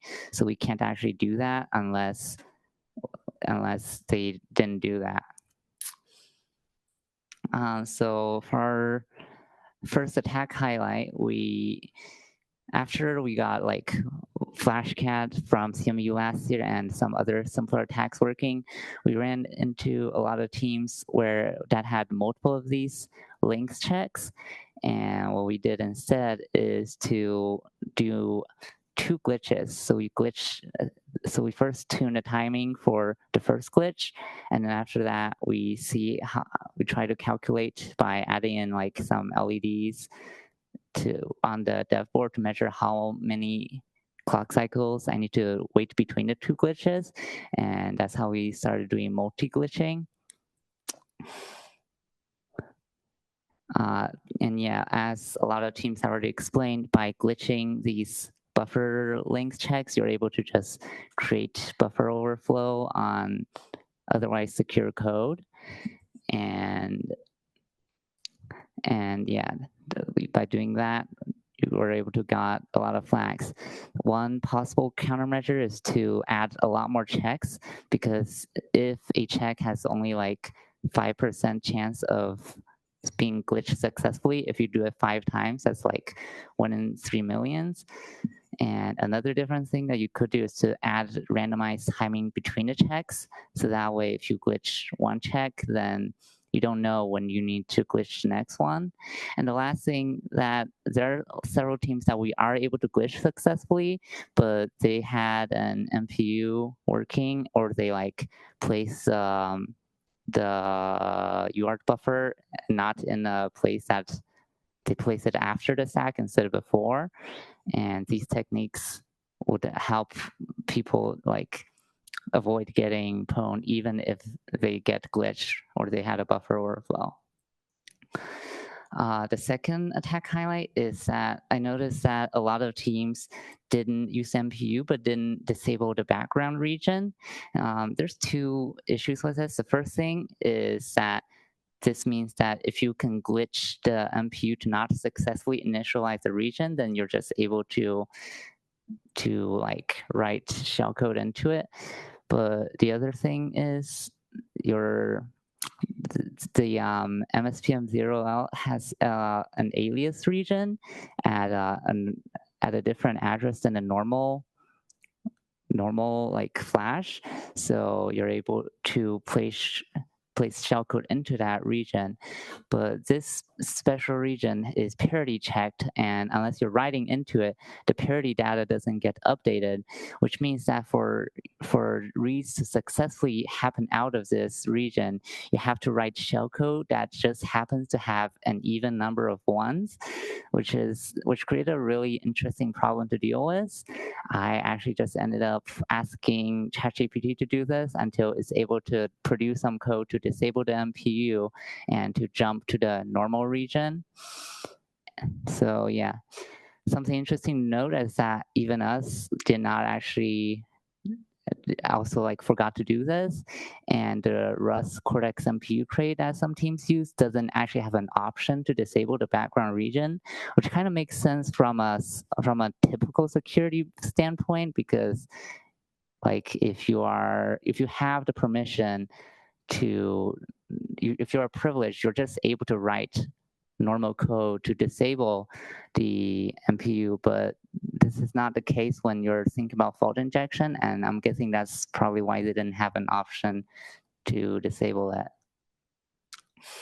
So yeah, the attack impacts is pretty similar to the previous one, and the way easy fix is to just fix the issue and disable the background region. Another strategy is to actually drop privileges and use the background region as it was intended to do. And several teams did that while they are implementing a kernel system, which that's also another cool design that people did. So some more attacks, we did Flashcat, and I think an interesting tangent is that a lot of teams had left the print statements in, but the string isn't placed in the correct spot that would allow to get printed. And the reason for that is that generally the linker places all data segments in from largest to small. So smaller, so shorter strings gets placed later. And so what we did is that we used a second glitch to cause one of those longer messages that never gets printed to get printed. And that's how we did Flashcat on those teams. We did some more things, normal buffer overflow, we reset the board and right, we did brute force. And also near the end of the attack phase, we just kind of ran out of time and we didn't have time to do those flags. So another attack that I want to do is to glitch the initialization of the MPU, but there's some complication with the jitter of the initialization and the secure bootloader, so we didn't actually have time to do that. So the final takeaway for defenses is that these traditional memory vulnerabilities, the mitigation system is still useful even if you are using Rust, because the way that a lot of these attacks work, you're basically introducing memory vulnerabilities. So using ASLR to randomize the position of the stack and shuffle the order of the functions in the flash. That's a lot of teams did that, and I think it was pretty effective. And my takeaway for attacks is that fault injection is actually not that hard. You could use would do it with pretty cheap hardware, and that's still enough to get precise, repeatable glitches. So, yeah, questions?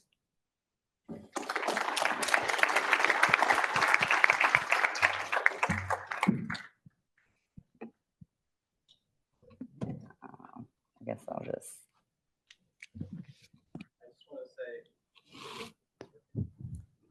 I don't think so.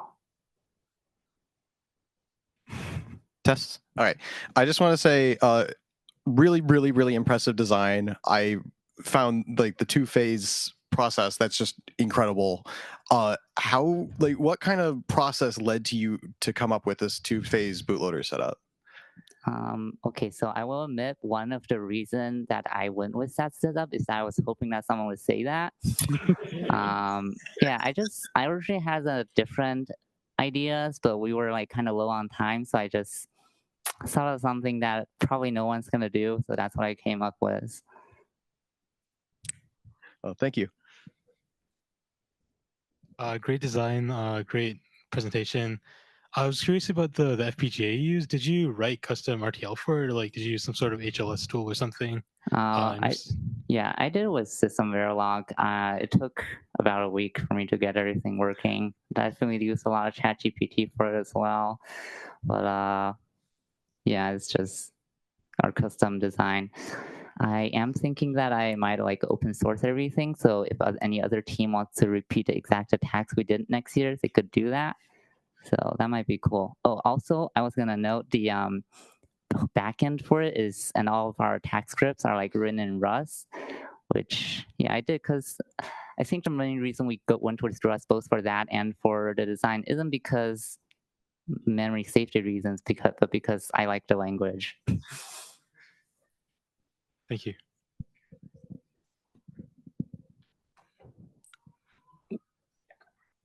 What was the reason, or sorry, what was your process for finding the offset between the trigger and the voltage glitching? I think we didn't really do it I think our process is like the same as a lot of other people did, which is that they like they add a code to like generate the to enable the LED, and they do that on the dev board, and yeah, they just copy the parameters over. Sometimes it doesn't work exactly, and you have to like just try a range, and it will just brute force the perfect value once you narrowed it down a bit.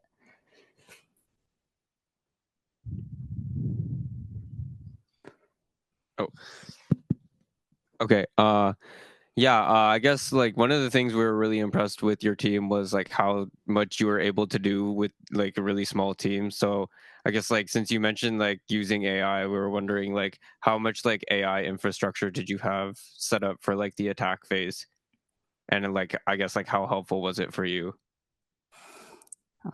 Initially, like last year, after last year's award ceremony, I had some ideas of automating all of this with AI, but there was no incentive to create infra this year, so I kind of just didn't. The only thing I ended up using AI for is that I had to generate a full spreadsheet of every team, and I asked it, for each team, I asked it to check for a list of specific exploits. And so that way I could just look at a spreadsheet and go down a list. And yeah, they said that we were the team with the highest average flag value. And that's precisely because I looked for teams that are still unpwned with the highest flag, and I check what vulnerabilities they might have. So yeah, that's the main thing I used it for during the attack phase. I had a question about the double glitching. So I think glitching, what you were saying, has like a pretty low success rate. So if you have two glitches, what was the success rate looking like for that? And was the 5-second boot lockout, if like a team implemented it so that if there was an error, it was like the full 5 seconds? Did that prevent any attacks? Okay, so a random thing is that like most of the teams didn't apply the 5-second timeout in a way that like, yeah, like the check still happened first, and then it turns on the 5-second timeout. But to actually take advantage of that, you'd have to like glitch every timeout, and we didn't do that. Yeah, the 5-second timeout didn't really affect anything because it was the pin thing.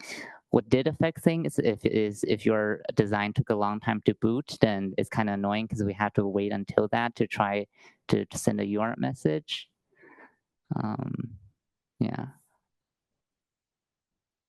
I have a question specifically about the MPU and the background region thing. Does that kind of come from how the hard fault handlers or other handlers handle the background region? And can you talk about it again once? Because did you glitch through the MPU to get there, or did you send certain things to get the background alias region to work? So like, so no, like we didn't.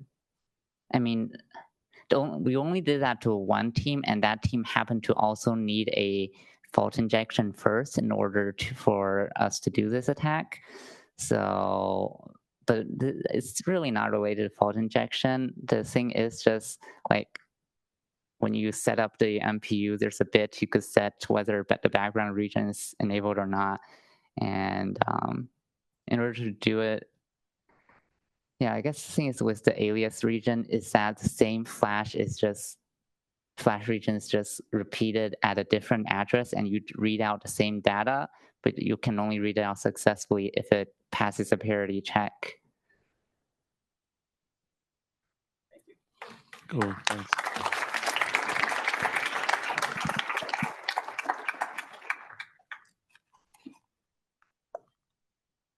All right. Our next presenting team is also unable to join us in person. Who would have thought? But they were our highest scoring international team. And so we have a video from the Indian Institute of Technology, Madras.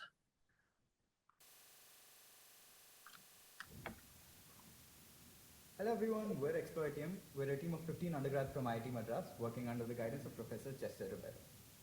It's so great to be here, able to present to eCTF Award Ceremony 2026.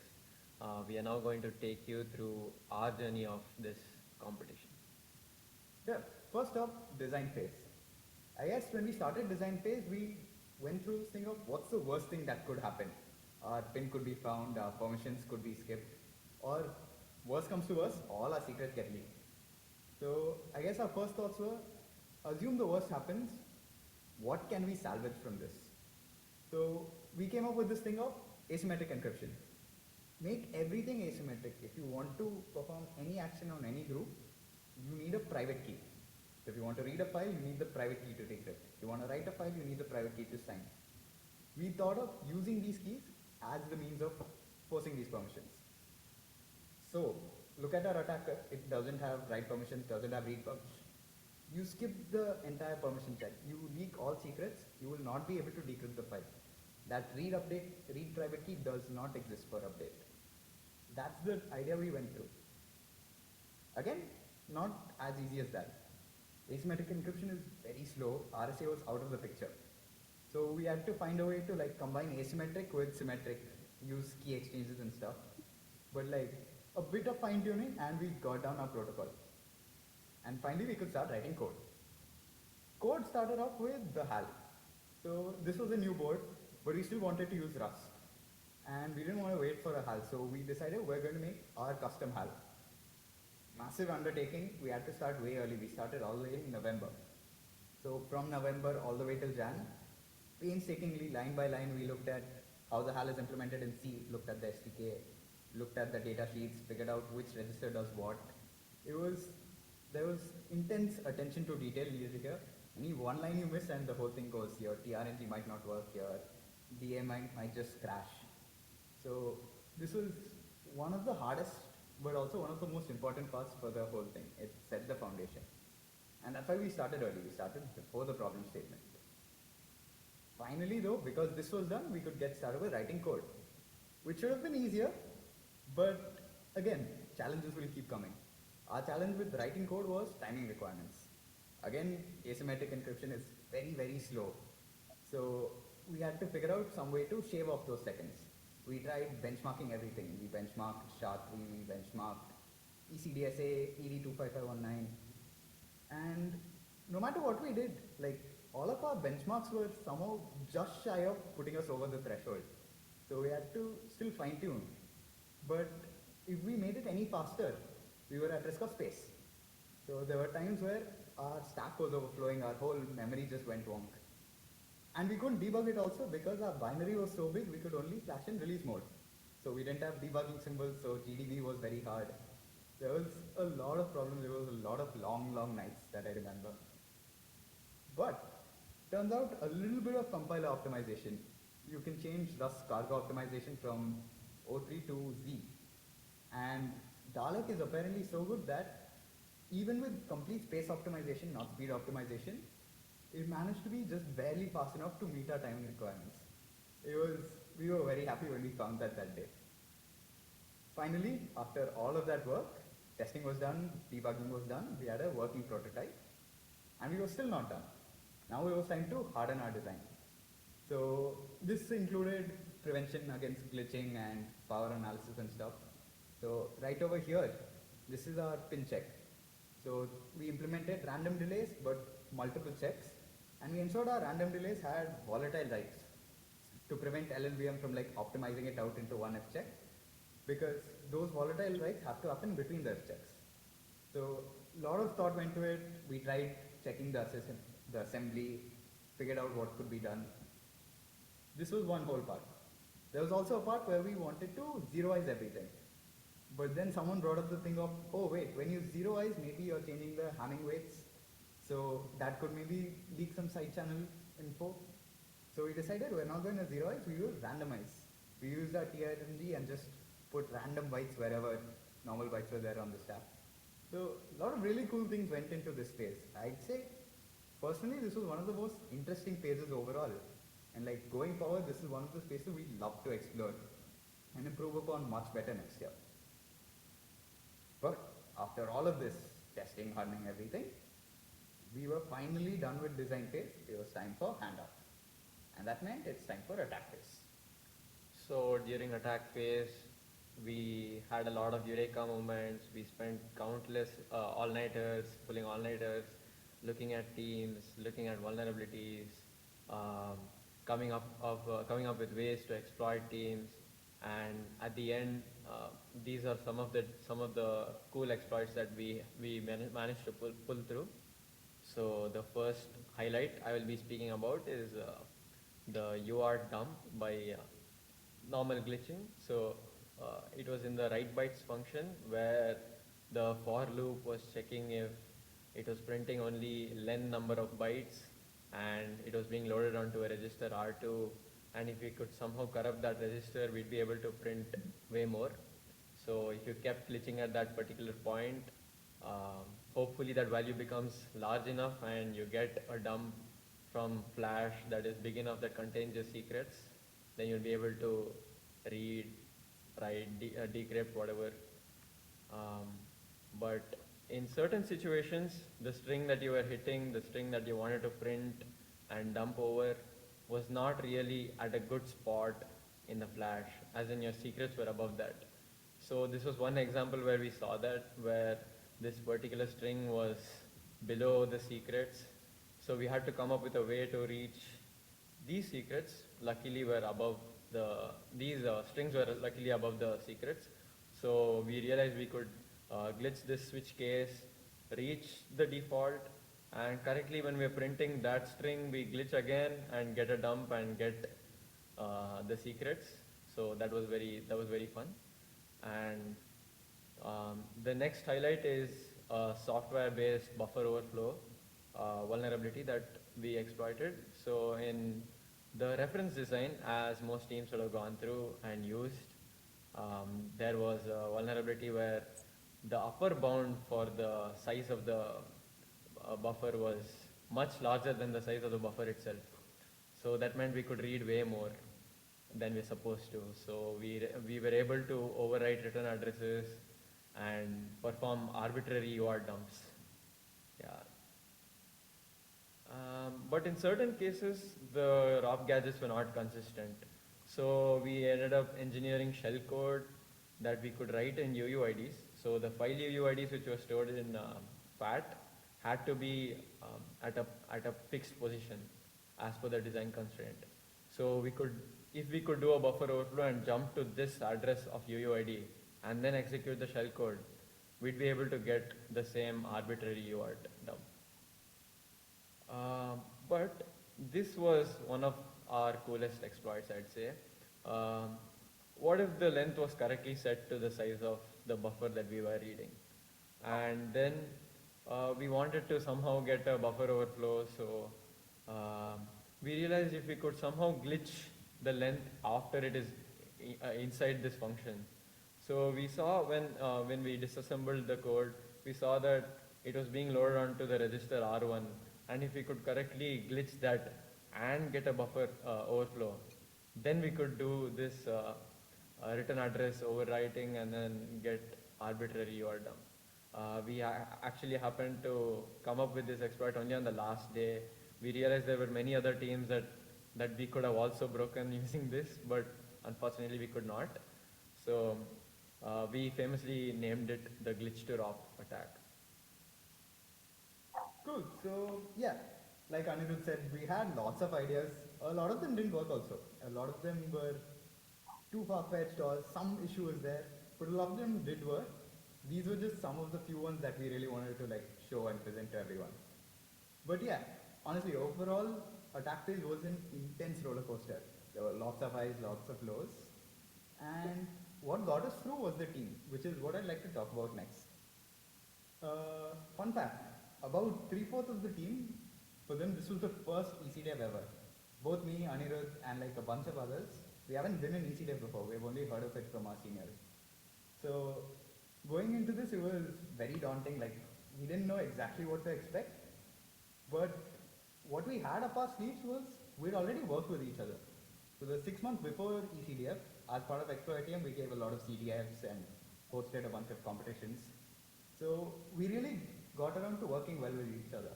And like we knew what our strengths were, who does what best. So like right as soon as eCTF started, we all got to work on what we do best. I was on crypto, Anirudh was on software. So yeah, right off the bat, we had these like separate teams and everyone would do whatever they were best at. And even after design phase ended, as soon as attack phase started, the team shifted. There were new things that had to be done. But once again, everyone was playing through their strengths, and that upped our efficiency by a lot. At the same time, it was very flexible. So different teams would ask for advice and tips from other teams. Like, leave all that. We used to shuffle and become part of other teams ourselves. I was a crypto guy, but I became the IITM's unofficial remote debugging guy. And I was part of the software team in charge of the development. But as soon as attack phase started and I saw the hardware team doing all these cool glitches, voltage glitching, I wanted to be part of that. So I switched to the hardware side, and I myself managed to get a lot of flags by performing hardware attacks. Yeah, so that's what we had the best of both worlds. There was division of labor, everyone was working exactly at what they were best at, but there was also fluidity, there was exchange of info, exchange of ideas. It was truly one of the best team structures I've gotten the chance to work in. And I think that really pulled us through. So looking forward, all the things that we've learned and we want to improve in our team, in our design for the next eCTF, we realized we spoke to some of the other teams. We found out how we were broken. So we want to improve our design by implementing the MPU, using stack canaries, using function address randomizations to prevent software attacks, and then we also want to improve our hardware team, our capabilities. We want to be able to perform instruction skipping, successfully execute multiple glitches, and also use side channel analysis for our strength, be able to do CPA, DPA, whatnot. And looking back, this was really a great experience. I didn't have much to expect when I was first asked to be in the eCTF team. I did not know much either, but as I kept doing, as I kept learning, I learned from my teammates, and at times they also could learn from me, and it was overall just amazing. And yeah, I guess pretty much the same for me. Like I said, despite having worked for so long before this, something about being stuck in one lab day in, day out with this same passionate group of people, all working to like this one big dream of, okay, we should win eCTF. Something about that really drives me forward. I guess I kind of find my calling like working with all of these people.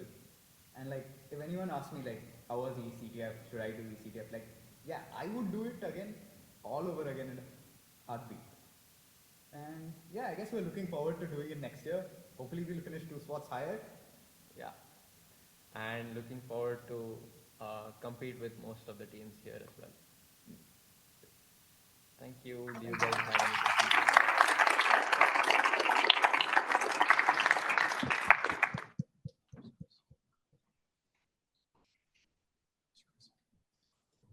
So I believe that despite it being way too late o'clock there, we have a couple of folks from my team online. Is that right?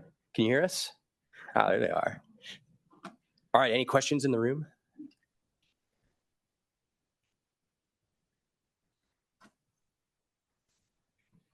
Micah?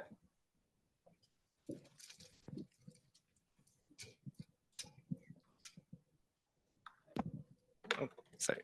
So I think you mentioned having like a flashcat exploit, but that you also had to glitch to get to a different error string. So was this like a multi-glitch attack? Yes. So what we ended up doing for that was that because the printing of the message was dictated by when you send an ACK, what you can do is that you can glitch, like try to have it send you an error header which has the length of the message that you want. Like that'll give you a confirmation of it'll confirm that the next message that's going to be printed is the string that you want, and then you can glitch from there if you already know the offsets to get a flash dump from that string particularly. Oh, I see. What was like the success rate on this? Because I would imagine it kind of compounds, right? We needed it once, and I think the tougher part was getting the ACK in the first place, like getting the error header in the first place. But I think it's not a very large sweep. to do. And because my objective is finding these strings. For example, if you look at what we're trying to glitch is the path which goes to message bad len. So the path which goes to message bad len is something which doesn't require a pin, doesn't require any and I think the team that we're doing this in particular did not have a very large startup delay either. So it was a pretty fast brute force. I see. Thank you.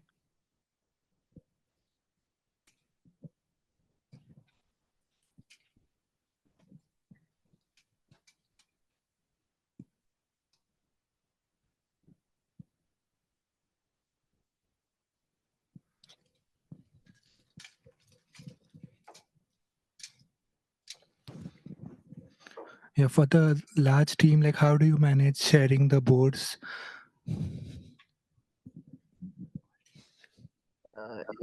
So like that was initially an issue. So the way we worked, like obviously we don't have enough boards for everyone. So mostly we worked in like pairs or like triplets of people who were like on working on a team each. So like we had two modded dev boards, like two decap boards that the hardware team was using. So we would have like 6 people in the hardware team split into 3 each and working on like one problem at a time. And then the unmodded ones, it was like a basic like resource sharing thing only. Like there's not much you can do about not having enough boards. We did try to have shifts. So some people come in the morning when they don't have the classes and try to get stuff done with their boards. But again, like it's a resource sharing problem. We'll just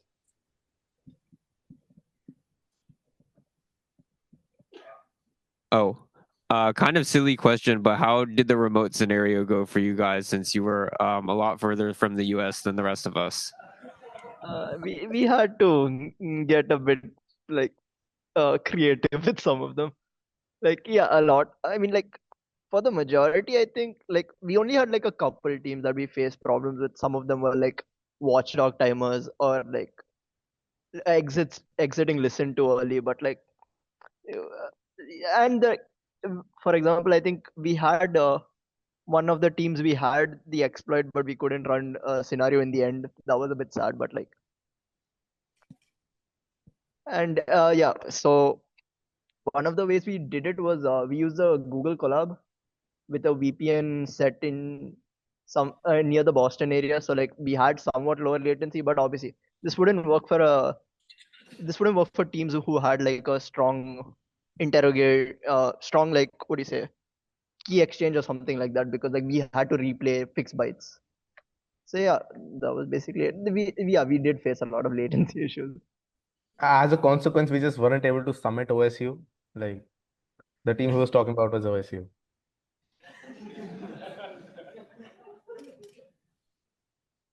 Thank you.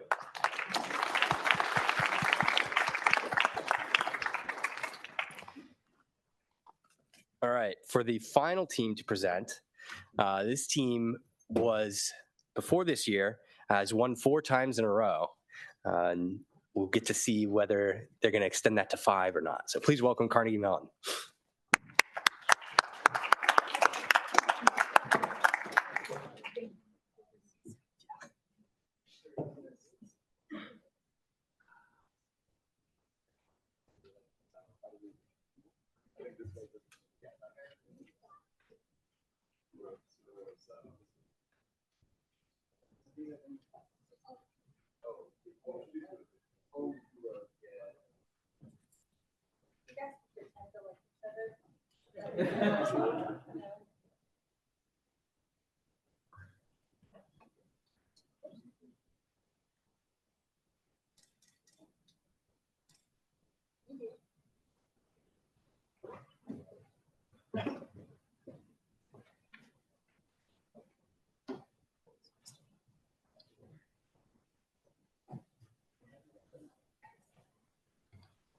Okay. Do I talk in the mic? Oh, yeah. Oh, yeah. Okay. Definitely should. All right. Hello, everyone. My name is Daniel. I'm from PPP at Carnegie Mellon. I'm joined by Ryan and Chloe. Today, we want to tell you all a little bit about the fun stuff we've been doing in eCTF this year. Oh, I was supposed to put the slide up. There's all our other team members and our 3 awesome advisors. Sadly, none of them could make it here, but okay, so today we're going to talk a little bit about our design phase strategies, some common attack techniques that we repeated, and then some interesting general takeaways we had from this year's competition.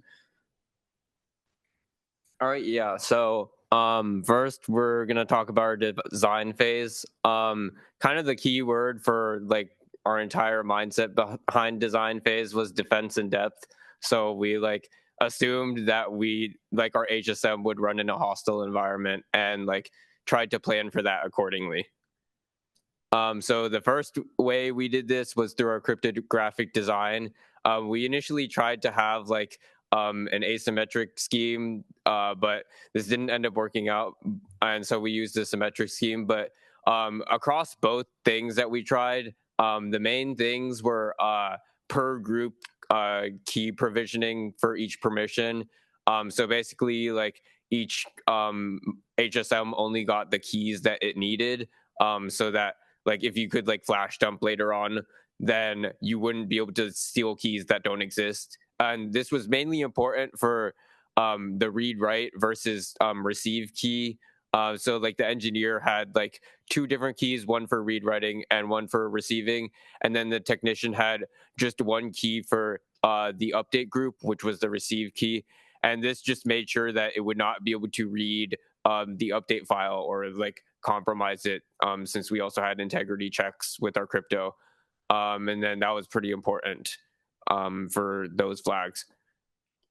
And then another thing we did for planning out our design phase was we did some threat modeling.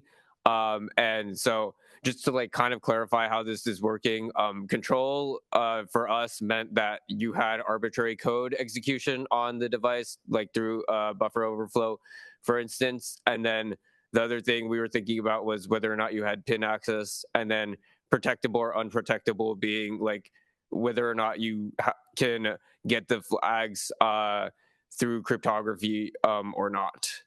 And so the main thing was this like kind of helped us prioritize out the rest of our design phase, doing the threat modeling. And so like one of the main things being that it really helped us see that like the security of the engineer pin was very critical towards protecting the steel design flag. And so what like we also use this to make attack trees to like kind of run through multiple attack scenarios and like make sure that we like one, it would help us for attack phase because then we thought about okay, like what vectors do we think about for the teams that we're attacking later on. But 2, it really helped us like make sure we could audit like our design as a whole and be like, can we like brute force our thing, or can we like buffer overflow or whatnot, and like what defenses do we have for each thing. Yeah, and then like part of this also helped us prioritize our like defense mechanisms. So we had a pretty egregiously annoying pin hash calculation, for instance. Yeah, and then so a lot of the other hardening things have already been mentioned, but one of the most important things for us that we also got from this was our organization of flash memory, particularly the use of MPU and how we structured out our memory to be used. So one of the things was first that we didn't put our data on the stack, and we basically, like the other teams that said that they tried to put things on the heap, we put all of the user control data on a UART buffer that was notably after the stack, so that even if you overflowed or like read past the bounds of the UART, like you would just be reading into nothing. And then after, we also use the MPU to kind of put the flash and secrets together, so that you would have to specifically enable reading access to the secrets or to the FAT table in order to read out either of those things. And this basically made it so that you couldn't just go into a random portion of code and read out like basically these important values. And like another thing we also did to like kind of further do this was like there's like this wall region here after the flash RO data, and basically this is ensures that like if you're like reading past all the file contents, you can't just like continuously iterate a loop and like read into the secret somehow if like the protections were disabled. And then for our fault injection hardening, since we were assuming that many of the teams would use FI to skip instructions, we would always default to failure if something didn't happen correctly or if something got skipped. And then we also made some macros to help out with actually enforcing like the FI checks. Namely, the if macro we had would check if a condition was true 3 times, and then if any one of the things like was skipped, then it would fail, and then like it would halt the machine, the HSM. And for the for loops, we had multiple counters that counted up and down, and at each iteration we would check if the for loop was in bounds so that you couldn't just like overflow and do like a flash cut type thing. And I guess also for buffer overflows. And then lastly, our error values for success or failures. We had like medium handing weights, as some of the other teams mentioned, which basically like the errors and the successes both had the same number of zeros and ones, and it just makes it hard to like bit flip to like corrupt register to get a failure or success by just like which you would get if you just like use 0 or 1 for failure and success. And then finally, we tried to emphasize a lot of like auditing our code and our assembly to fully understand how our HSM worked. Namely, we needed to make sure that the compiler did not optimize away our hardening or introduce any new glitching vectors.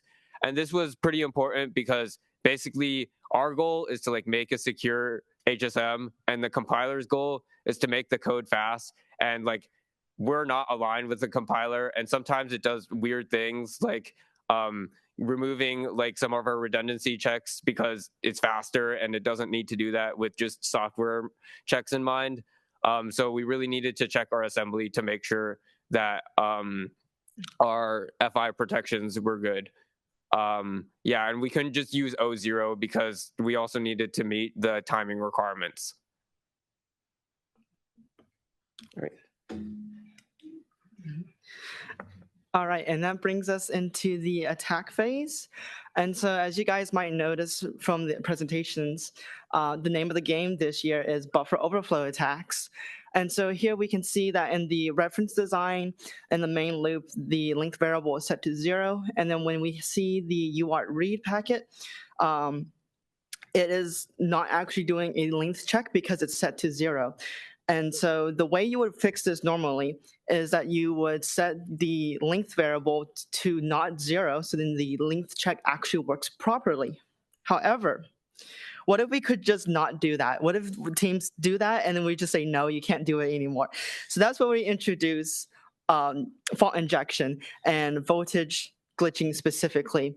And so what this is essentially is just pulling voltage away from the processor so that it skips instructions and it becomes unstable.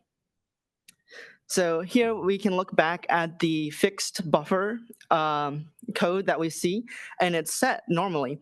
And so in order to do a voltage glitch, you need to have a trigger point and you need to have a target point. And our target point here would be the check for the length.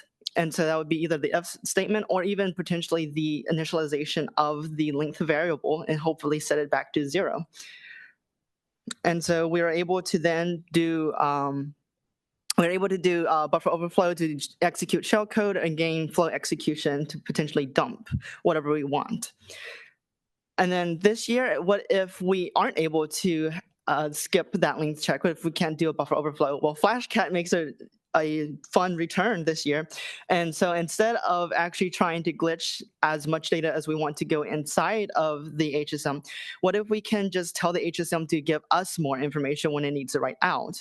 And so a lot of times when we have a write packet, a length variable is set to the length of the message you want to send out. If we are able to glitch this initialization, we could potentially have a larger length to get put in, and this allows us to leak information like pin hashes or secrets.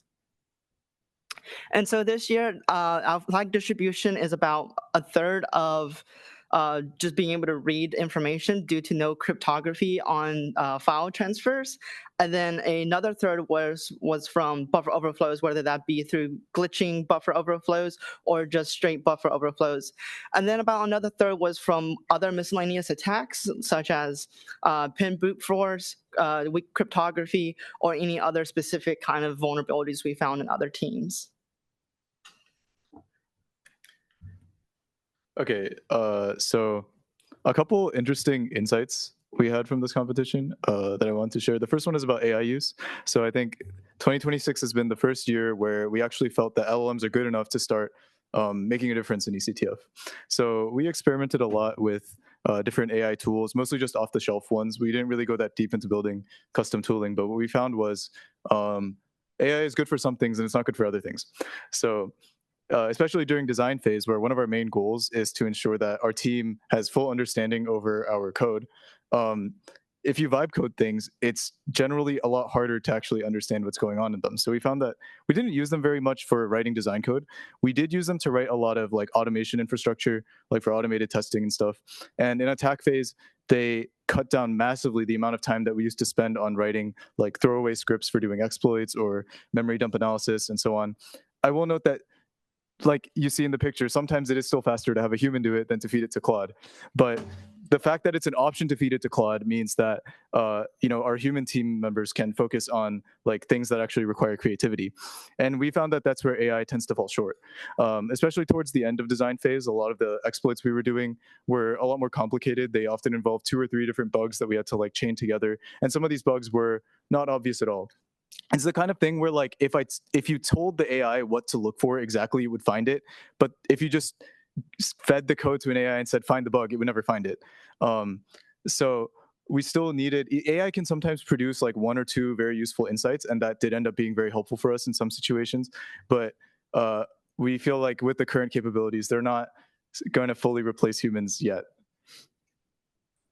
Another quick thing is about our choice of the C programming language. I know a lot of other like top teams are switching to Rust. And I think now that LLMs exist, it's much easier for a team to adopt Rust without having to like hit the massive Rust learning curve. I personally really like Rust. I think there's a lot of nice things about the language, but there's a few reasons we as a team have chosen to stick with C. The first is obviously the learning curve, because we not only want all of our team members to contribute to our code, but we want all of our team members to contribute to testing and understanding it. And that's a lot harder to do when you're using a language that most of the team doesn't come in already knowing. The second is auditing. If you participated in attack phase, you probably know that Rust generated assembly is very ugly. It's very hard to follow the logic in a lot of cases. And we've seen that in some teams, they like missed like glitching targets or other bugs because it looks like they didn't really look very carefully through their assembly, and that's hard to do when the assembly is like unreadable. So, and on the other side, Rust security guarantees, like preventing buffer overflows or whatnot, we found we don't feel like they're that valuable for eCTF, especially now that like everybody is glitching, which Rust doesn't really protect you from. So yeah, we still think the benefits of using C outweigh the costs. So yeah, to wrap it up, this is like a summary of everything we think we learned from this competition. I think the general takeaways were just that defense in depth is really, really important. I think most of the teams that we were not able to attack had several layers of defense, and a lot of the time there were bugs in like 1 or 2 of them, but we still were not able to get a flag. So here's some fun pictures from the competition this year. On the left side, we have, this was like right before handoff. We handed off late this year, and we were like rushing, staying up until 6 in the morning, debugging our code, trying to get it to work. I think this was the night that we actually did get it to work, but there were many times we did this and it did not work. It was very painful. On the right side, this is a picture of the team after the scoreboard closed. Yeah. Thank you. Any questions?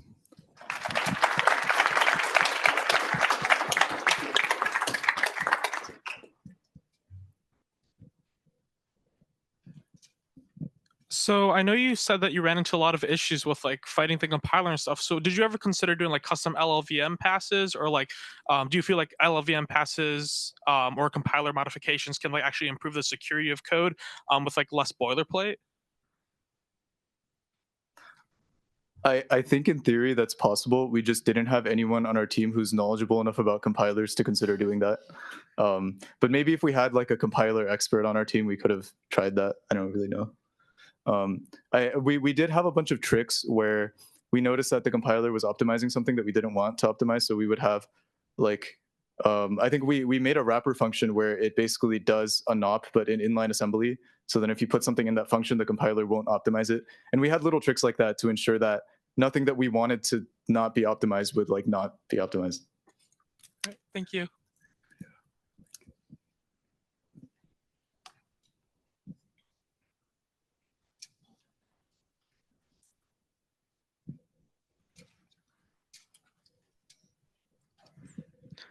I know a few teams were talking about their glitching setups, and I think there were quite a few that actually achieved multi glitch fault injections. Were you able? Did you have those capabilities, or what did your like glitching setup look like? I think it's fine for us to share because our glitching setup is pretty much exactly what you guys did. So like we don't have any special tricks up our sleeve in that book. And in terms of double glitching, I will say if you can do one glitch, doing two glitches is like the same thing. It just takes longer to tune because you have to tune two glitches. But yes, we did do that. Thank you.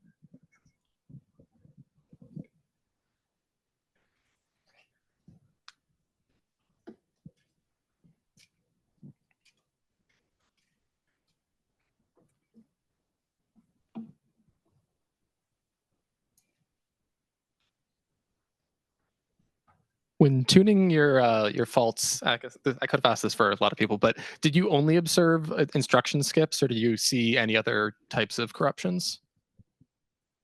To be honest, we didn't like exhaustively test what kinds of corruption our glitches were causing. Like when we were tuning, we mostly just check for whether it skipped or didn't skip.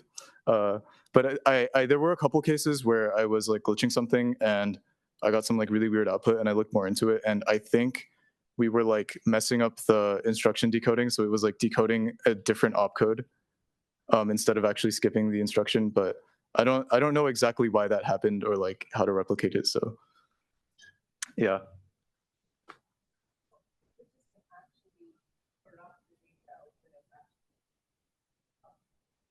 The glitches can corrupt the data when it's moving on the bus. So when it's accessed from the flash and moving to the CPU, on the way, the glitches can corrupt it.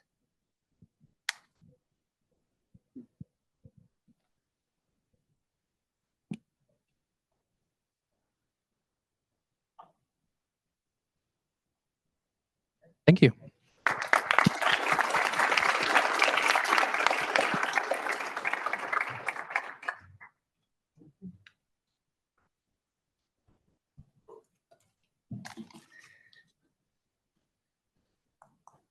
All right, it's almost time for the big moment. We have a couple of smaller, well, I shouldn't say smaller, different awards than the the big three winners. And first is the Pro League. So this is the second year that we had this, where professionals could compete in the eCTF as well. They were attacking the student designs. It was attack phase only. So we had the third place Pro League team was NerdWorks.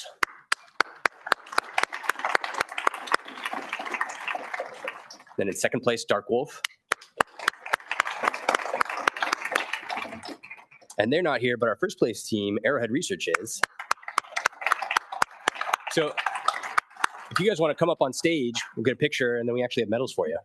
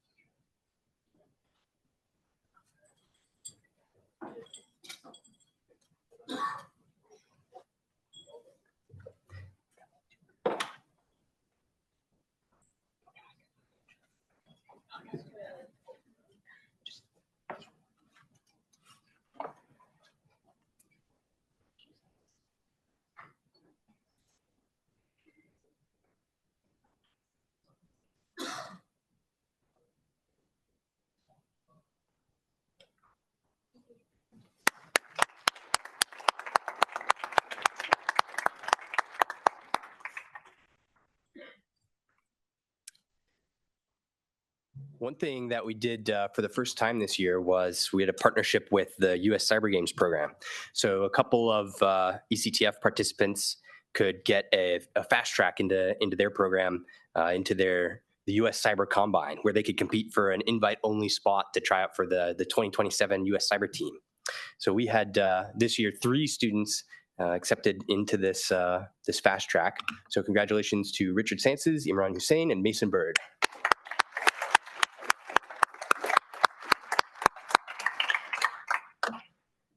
And then, of course, as you've seen here on the table, we have wonderful prizes that were donated by New AE.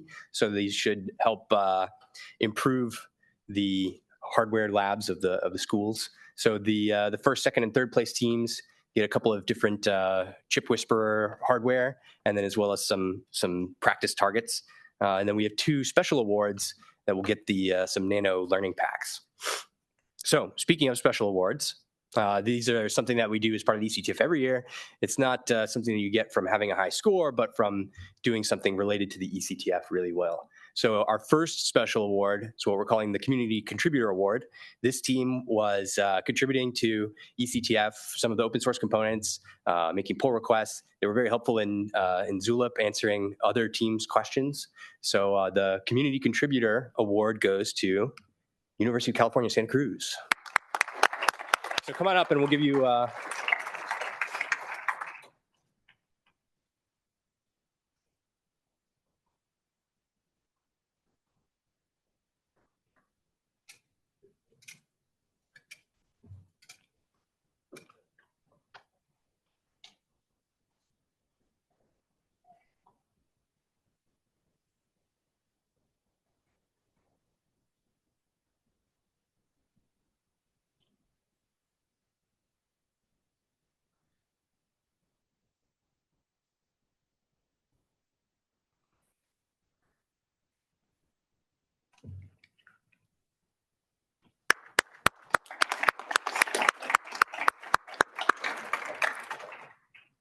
So the next special award we're giving to the team that had what was judged by our panel of judges to be the best poster. And that goes to University of Illinois Urbana-Champaign.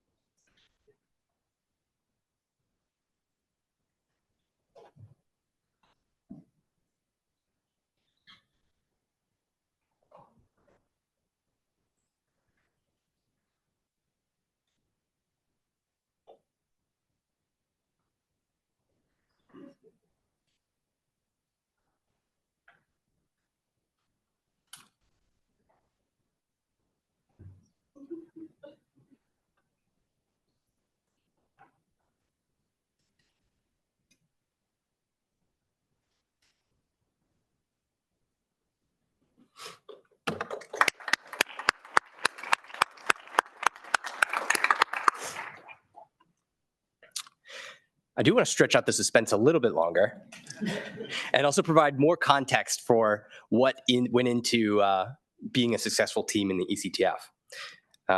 So all of the students that have been competing have been very busy since January 14th when it kicked off, and some even before then. Overall, we had 161 teams.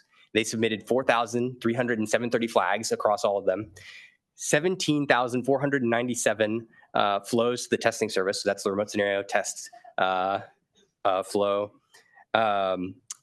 They created 63 total unique designs. Not all of them were available to be attacked. They earned a total of 337,000 points, presented 31 posters at our poster session this week, and sent almost 8,000 Zulip messages in total. The first flag that was submitted for the competition was 17 minutes and 19 seconds after the competition started by CMU, and the last flag was 2 minutes and 27 seconds before the competition ended by UVA. And so across that time span, from the start of the competition to the end, the total number of flags divided by the total number of time means a flag was submitted about every 30 minutes. So day and night, 24/7, for 3 months, someone was working on the eCTF somewhere in the world. A couple of fun stats about the testing infrastructure. The team that needed the fewest tests in order to pass handoff tested only 4 times. The team that needed the most tests tested 711 times. One team was targeted the most in the remote scenario, and they were targeted 1,293 times. And then one team sent the most remote scenarios, and they sent 1,755. And so across the duration of the competition, a flow was queued about every 7.5 minutes. That's including the design phase, by the way. All right. This was the scoreboard when the CTFD closed.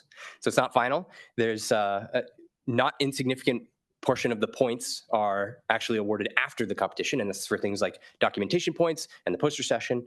And you can see that breakdown here, where about 17% of the total points were earned after the competition. Throughout the competition, a third of the points were offensive, about a third were defensive, and then about a sixth of the total points were gained in the design phase with design phase flags. In the attack phase, there were 285 total flags from all of the designs submitted.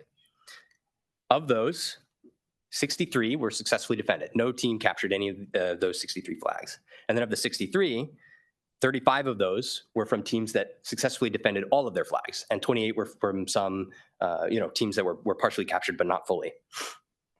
Which means that there were 222 total flags captured by the teams in the attack phase. Interestingly, though, no one team captured every flag that was captured. So all the teams had some flags left on the table that were captured by another team. So, in third place, can I get a drum roll, please? We have Indian Institute of Technology, Madras.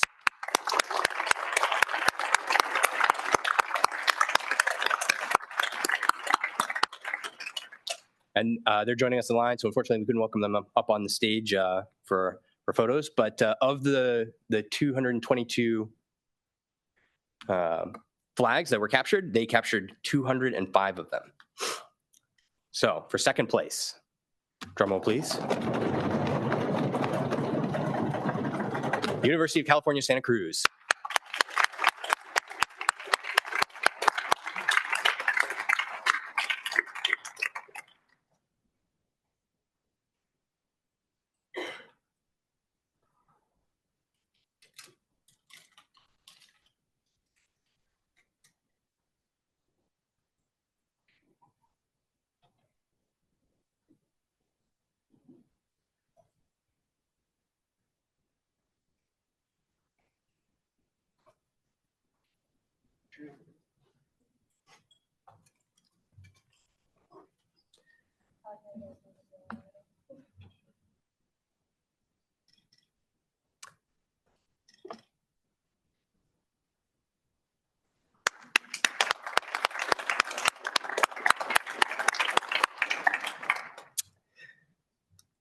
UCSC captured 162 of the 222 captured flags, which you'll notice that's a little more than 40 less than IITM, which brings us back to the fun fact from earlier of they had the highest average attack flag value of any team.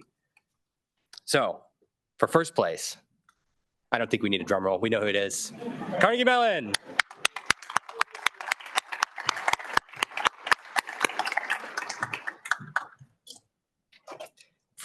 This is the 5th year in a row that Carnegie Mellon coming up has won first place in the eCTF. We look forward to continuing your reign of terror potentially next year.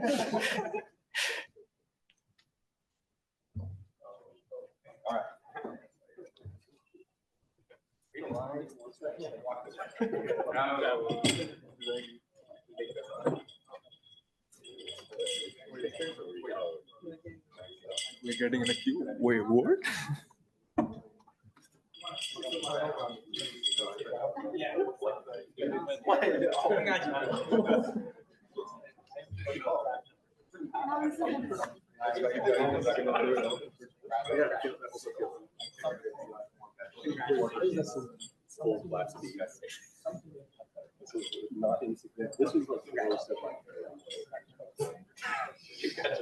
Congratulations.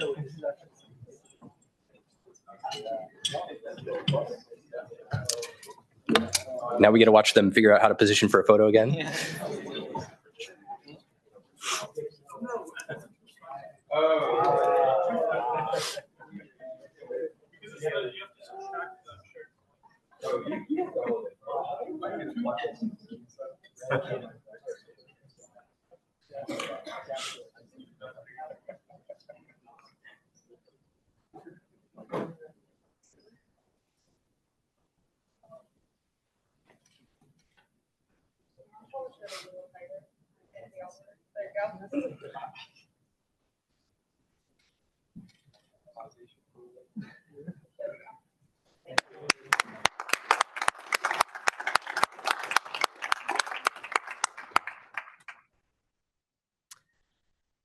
So of that 222, Carnegie Mellon captured 217, meaning there were only 5 flags that were captured by another team that were not captured by Carnegie Mellon.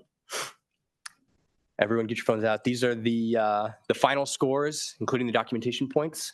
You can see in the top 10, nothing changed all that much. But congratulations to all the teams who participated in the 2026 eCTF.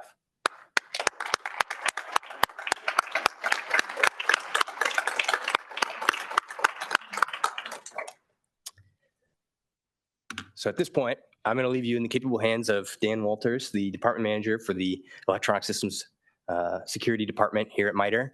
The eCTF was his brainchild, and I'll let you close this out. Thank you. You would think after 11 years, this would be like getting old for me, but every year, this day, I'm like giddy and excited, and every year, I'm just blown away by what you all do, and it just keeps getting better and better. But before I get into all the things that I was really excited to hear this year, I have people to thank. There's a big team behind the group that puts this all on. I am like not a part of it anymore. I do like nothing now, so I really need to thank the team a lot.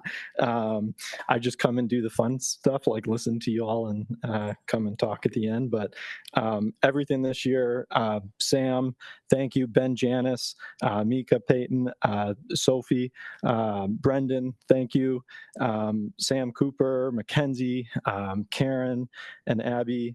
And then some of the senior leaders at MITRE that have been instrumental in supporting this over the years for the whole time. Doug Robbins, our VP in engineering, and Moise Solomon. So thank you to that group, and a big round of applause.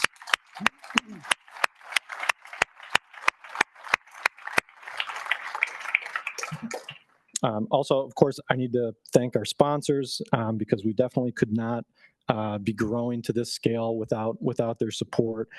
So thank you to NEMC, to Rolls-Royce, CrowdStrike, Dark Wolf Solutions, Fortinet, and Texas Instruments. Thank you very much, and a round of applause to them as well.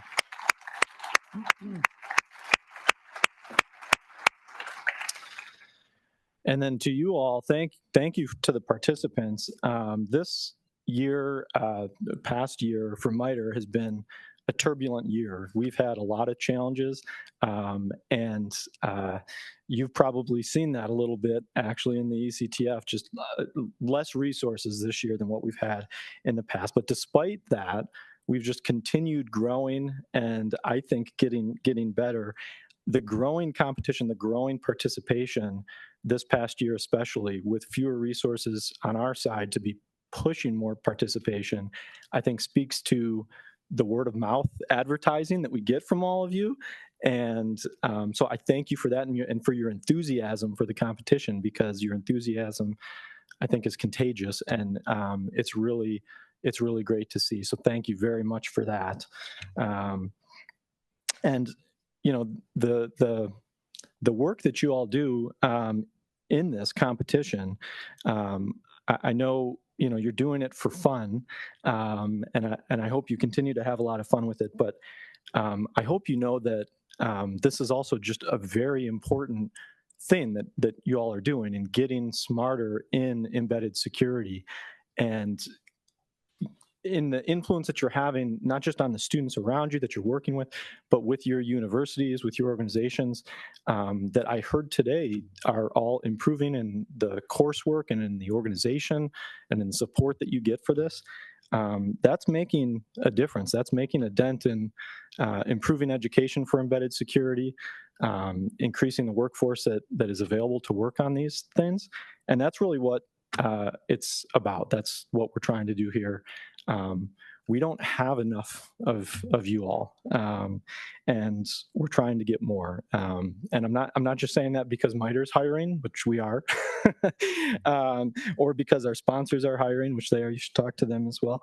But it's a bigger need, right? And I think our keynote speaker today really kind of nailed it. But just to further echo what he said and to emphasize that, I have probably like 10 embedded devices on my person right now. And that's not because I'm like a cyborg. It's because that's just normal today. Like you all probably do too, if you actually stop and think about it. And so they're just pervasive. They're all around us. Internet of Things, we have devices in our homes, like they power our critical infrastructure.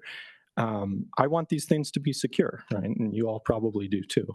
So the more we develop skills in our workforce for folks to be able to do secure design like you all did in this competition, to be able to do security assessments on these devices, it's not just fun, you're actually making the world a better place, in my opinion. So thank you very much for that, and I hope you continue to do what you're doing. So some of the things that I just wanted to call out briefly that I really liked this year, and so I want to give kudos to. I heard a lot of talk about the trade-offs between, design hardening and just getting your design out there.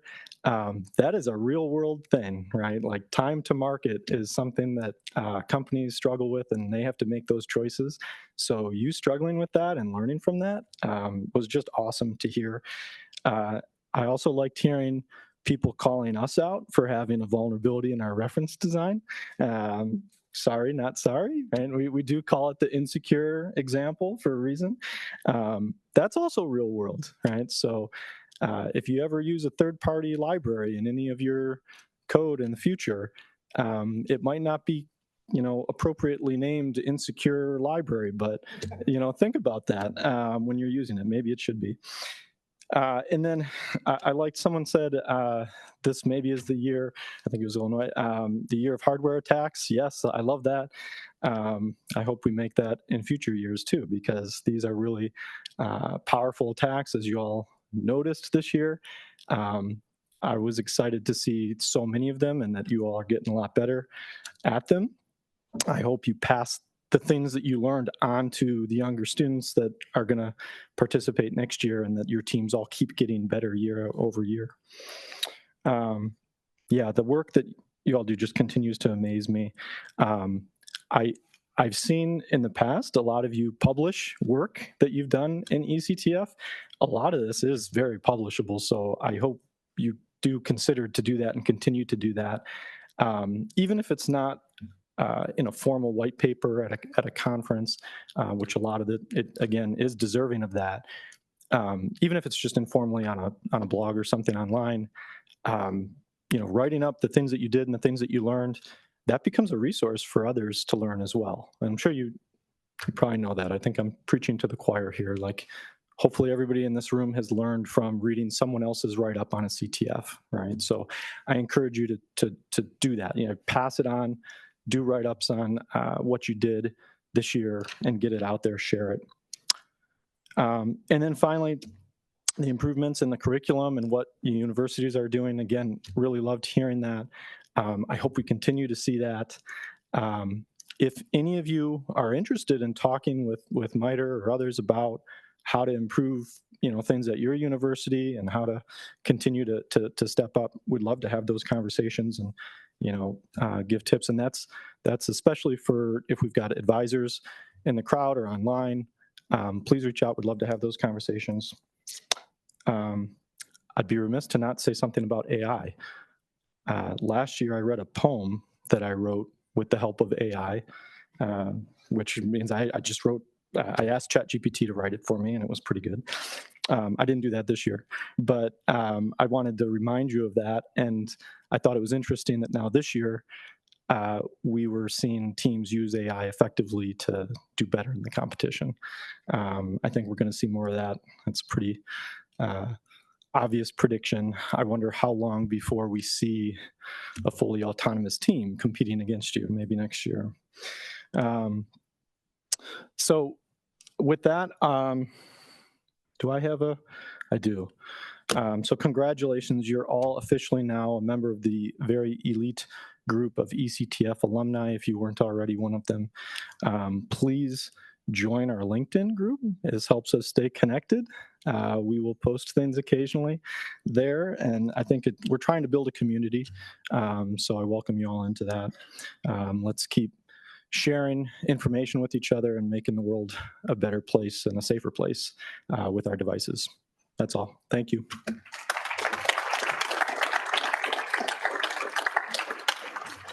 All right.